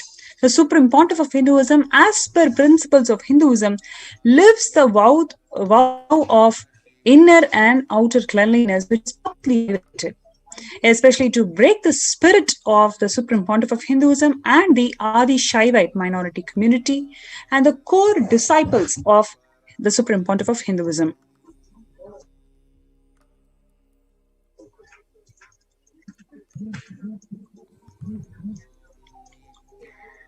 Susanna Serkin, who is the Director of International Police and Partnerships, a physician for human rights, she says, torture is by intention secret. Governments deny it. We have all the laws that make it a crime. And so, at least one thing that we have accomplished is that most governments do not want to admit that they have done it. Sustained injury. So the CID would allow the Supreme Pontiff of Hinduism to leave the cell only for interrogation. The restroom was far away from the Supreme Pontiff of Hinduism's cell and he wasn't allowed to go when he needed to, which caused deterioration in his health over the 8 days of police custody. There were no charges against the Supreme Pontiff of Hinduism. There were no victims. There was not even a cogent false charge that the police had finalized to force him to falsely accept. The Supreme Pontiff of Hinduism was subjected to inhumane treatment with a sadist, inexplicable motive in There no were connection charges against the Supreme Pontiff of Hinduism. There were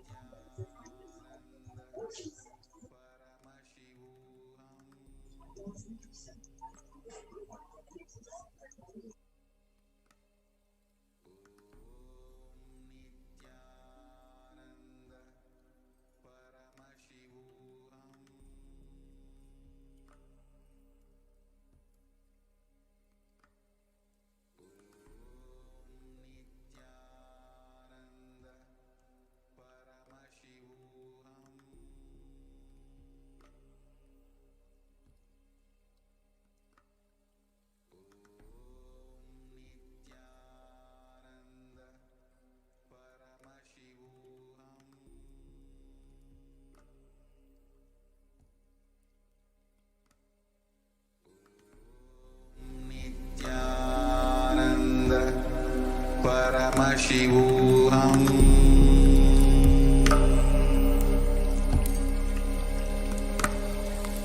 Om Nithyananda Paramashivoham.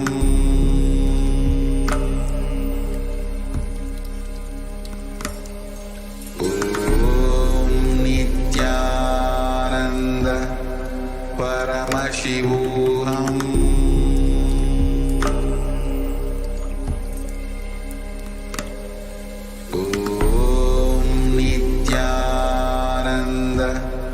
Paramashivoham.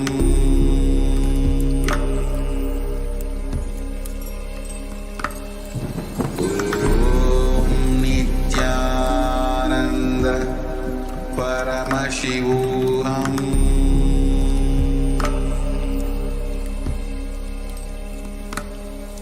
Om Nithyananda Paramashivoham. Sorry for the technical glitch.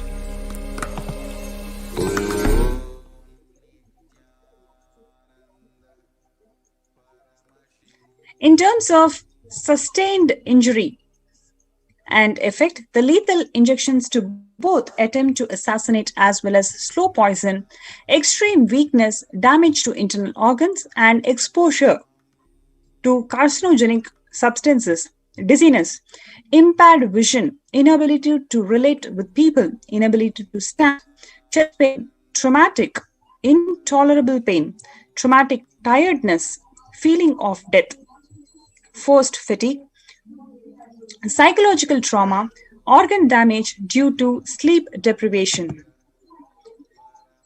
The cells in which the Supreme Pontiff of Hinduism was confined for 53 days was absolutely unhygienic, visibly inhumane conditions. The floor was filled with green algae and mold, with stagnant yellow urine water leaking from the sanitary installations from the adjacent cells and attracting the mosquitoes. The walls were completely oily with unknown pungent substance. The cell had no light, no fan, or proper ventilation system to let the fresh air. The eyewitness told the disciples that the Supreme Pontiff of Hinduism was often experiencing breathing issues and no medical support was provided.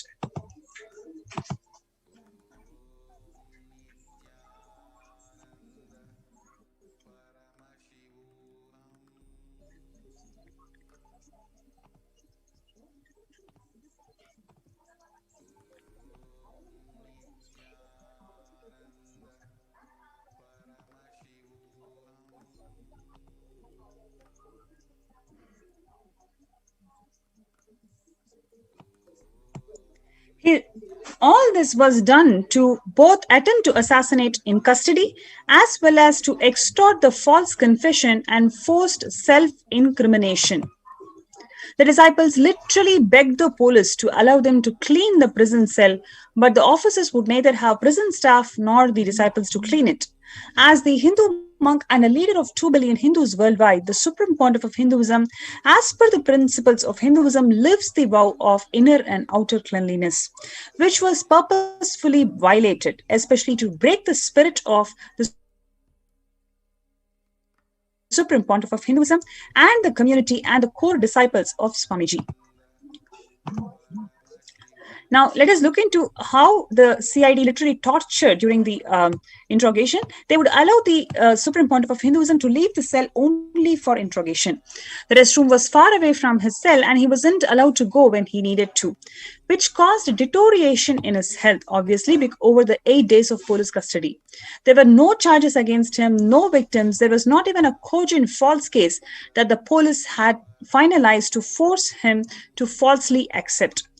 Swamiji was subjected to inhumane treatment with a sadist, inexplicable motive in no connection to aid the investigation. In a case of both downward internal displacement and external displacement of responsibility and trivialization, the CID for enhanced interrogation created a special cell which was on record ordered to install real harsh lighting and give a freaky Matrix movie-like effect in the work order issued to a company. So here is the work order. It clearly says that the most interrogation rooms are small and consist of nothing but a chair and maybe a table. Make the lighting really harsh and make the room really dark, unless you're going to go for a freaky effect like in the Matrix. This is from a CID administrative officer. The room was created for the single purpose of interrogating Swamiji and was never used again. The cell was fitted with special CCTV cameras, the footage of which was given to media, which aired this video and published it on their websites. The footage had no video, as most CCTV cameras record only video. The channel on their own added their own audio and subtitles. This entire media report was false and supported the unfair trial against Swamiji. Without any remorse, the channels maintained their stand and to date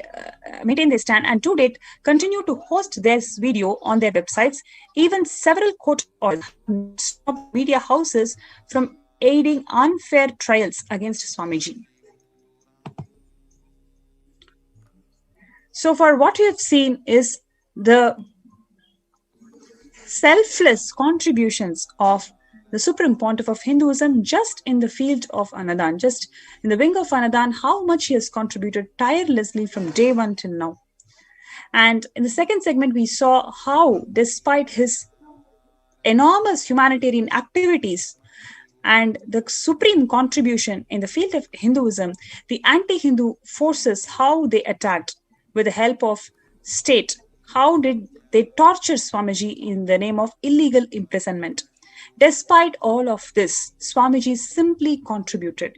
He only made himself available more and more for the humanity in all possible ways, in every way, every single possible way, he only contributed more and more. So even if the captain of the ship is not there, the ship is there. That is the grace and compassion of Devi Parashakti. When she opened the Adi Kailasa, the spiritual enlightenment ecosystem that was brutally vandalized and destroyed by the anti-Hindu forces several times, despite the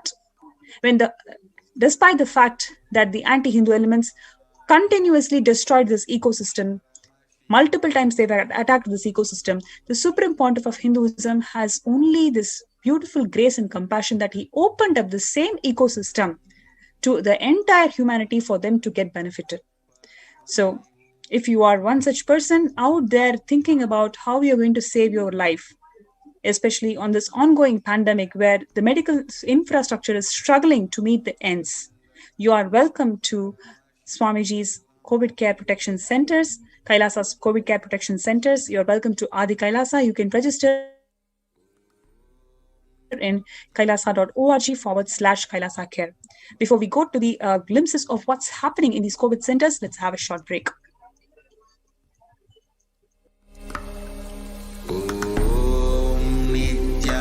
Nithyananda Paramashivoham.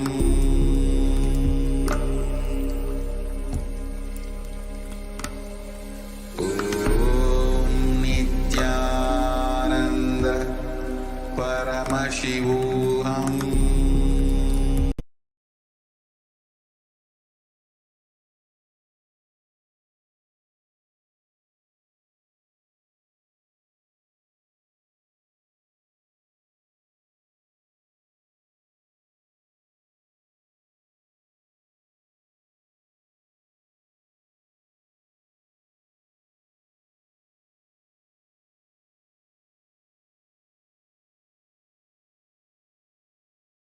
There are some great spiritual sciences unique to Hinduism. Subtle, otherworldly, but definitive sign. Manifesting the cosmic beings in Archavatara, deities in Nijavatara, living incarnations is possible. Understand? Kriya Pada of Vedas and Agamas elaborately explain the whole science of making the cosmic beings manifest in Archavatara, deities and Nijavatara, living incarnation, both. During the Bhava Samadhi Darshan, literally those cosmic beings manifest through this body. Just like how they manifest in Archavatara, deity, they manifest in Nijavatara, Pratyakshavatara, and give you all the boons you ask, bless you. You see, each God is an independent intelligence to lead you to enlightenment. Each God is a bridge for you to achieve the Shivatva, the ultimate Shiva consciousness. Krishna is the bridge for you to achieve the Krishna consciousness. But Shiva consciousness, Krishna consciousness, all consciousness is one and the same. Ultimate consciousness only. So that energy itself completely expresses. Just like Radhika, when I see my own sweetness in the mirror, I become eager to taste it.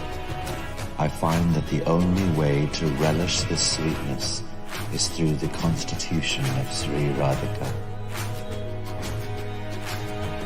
Bhava Samadhi Darshan is a window to the infinite expanse of consciousness, allowing us to glimpse the formless in a way that we can understand. It cleanses the karmas of lifetimes. It awakens our biomemory to the space of Paramashiva, the ultimate consciousness, and creates a deep and lasting transformation in us.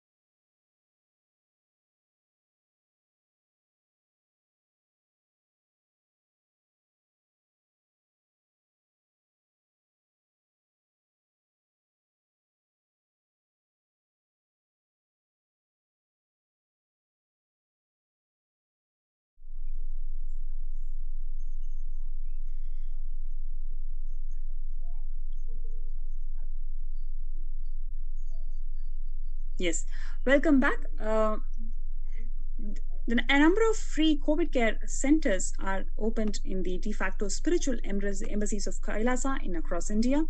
So we have Adi Kailasa in Biridi, Bangalore, followed by Salem Adinam in Tamil Nadu, Thiruvannamalai Adinam in Tamil Nadu, Rajapalayam Adinam in Tamil Nadu, Puduvai Adinam in Tamil Nadu, Pattanam Adinam in Tamil Nadu, Sirhapadi Adinam in Tamil Nadu, Sripuram Adinam in Hyderabad, Madurai Adinam in Tamil Nadu, Avattipalayam Erode in Tamil Nadu, Hosur Adinam in Tamil Nadu, Baroda Adinam in Gujarat.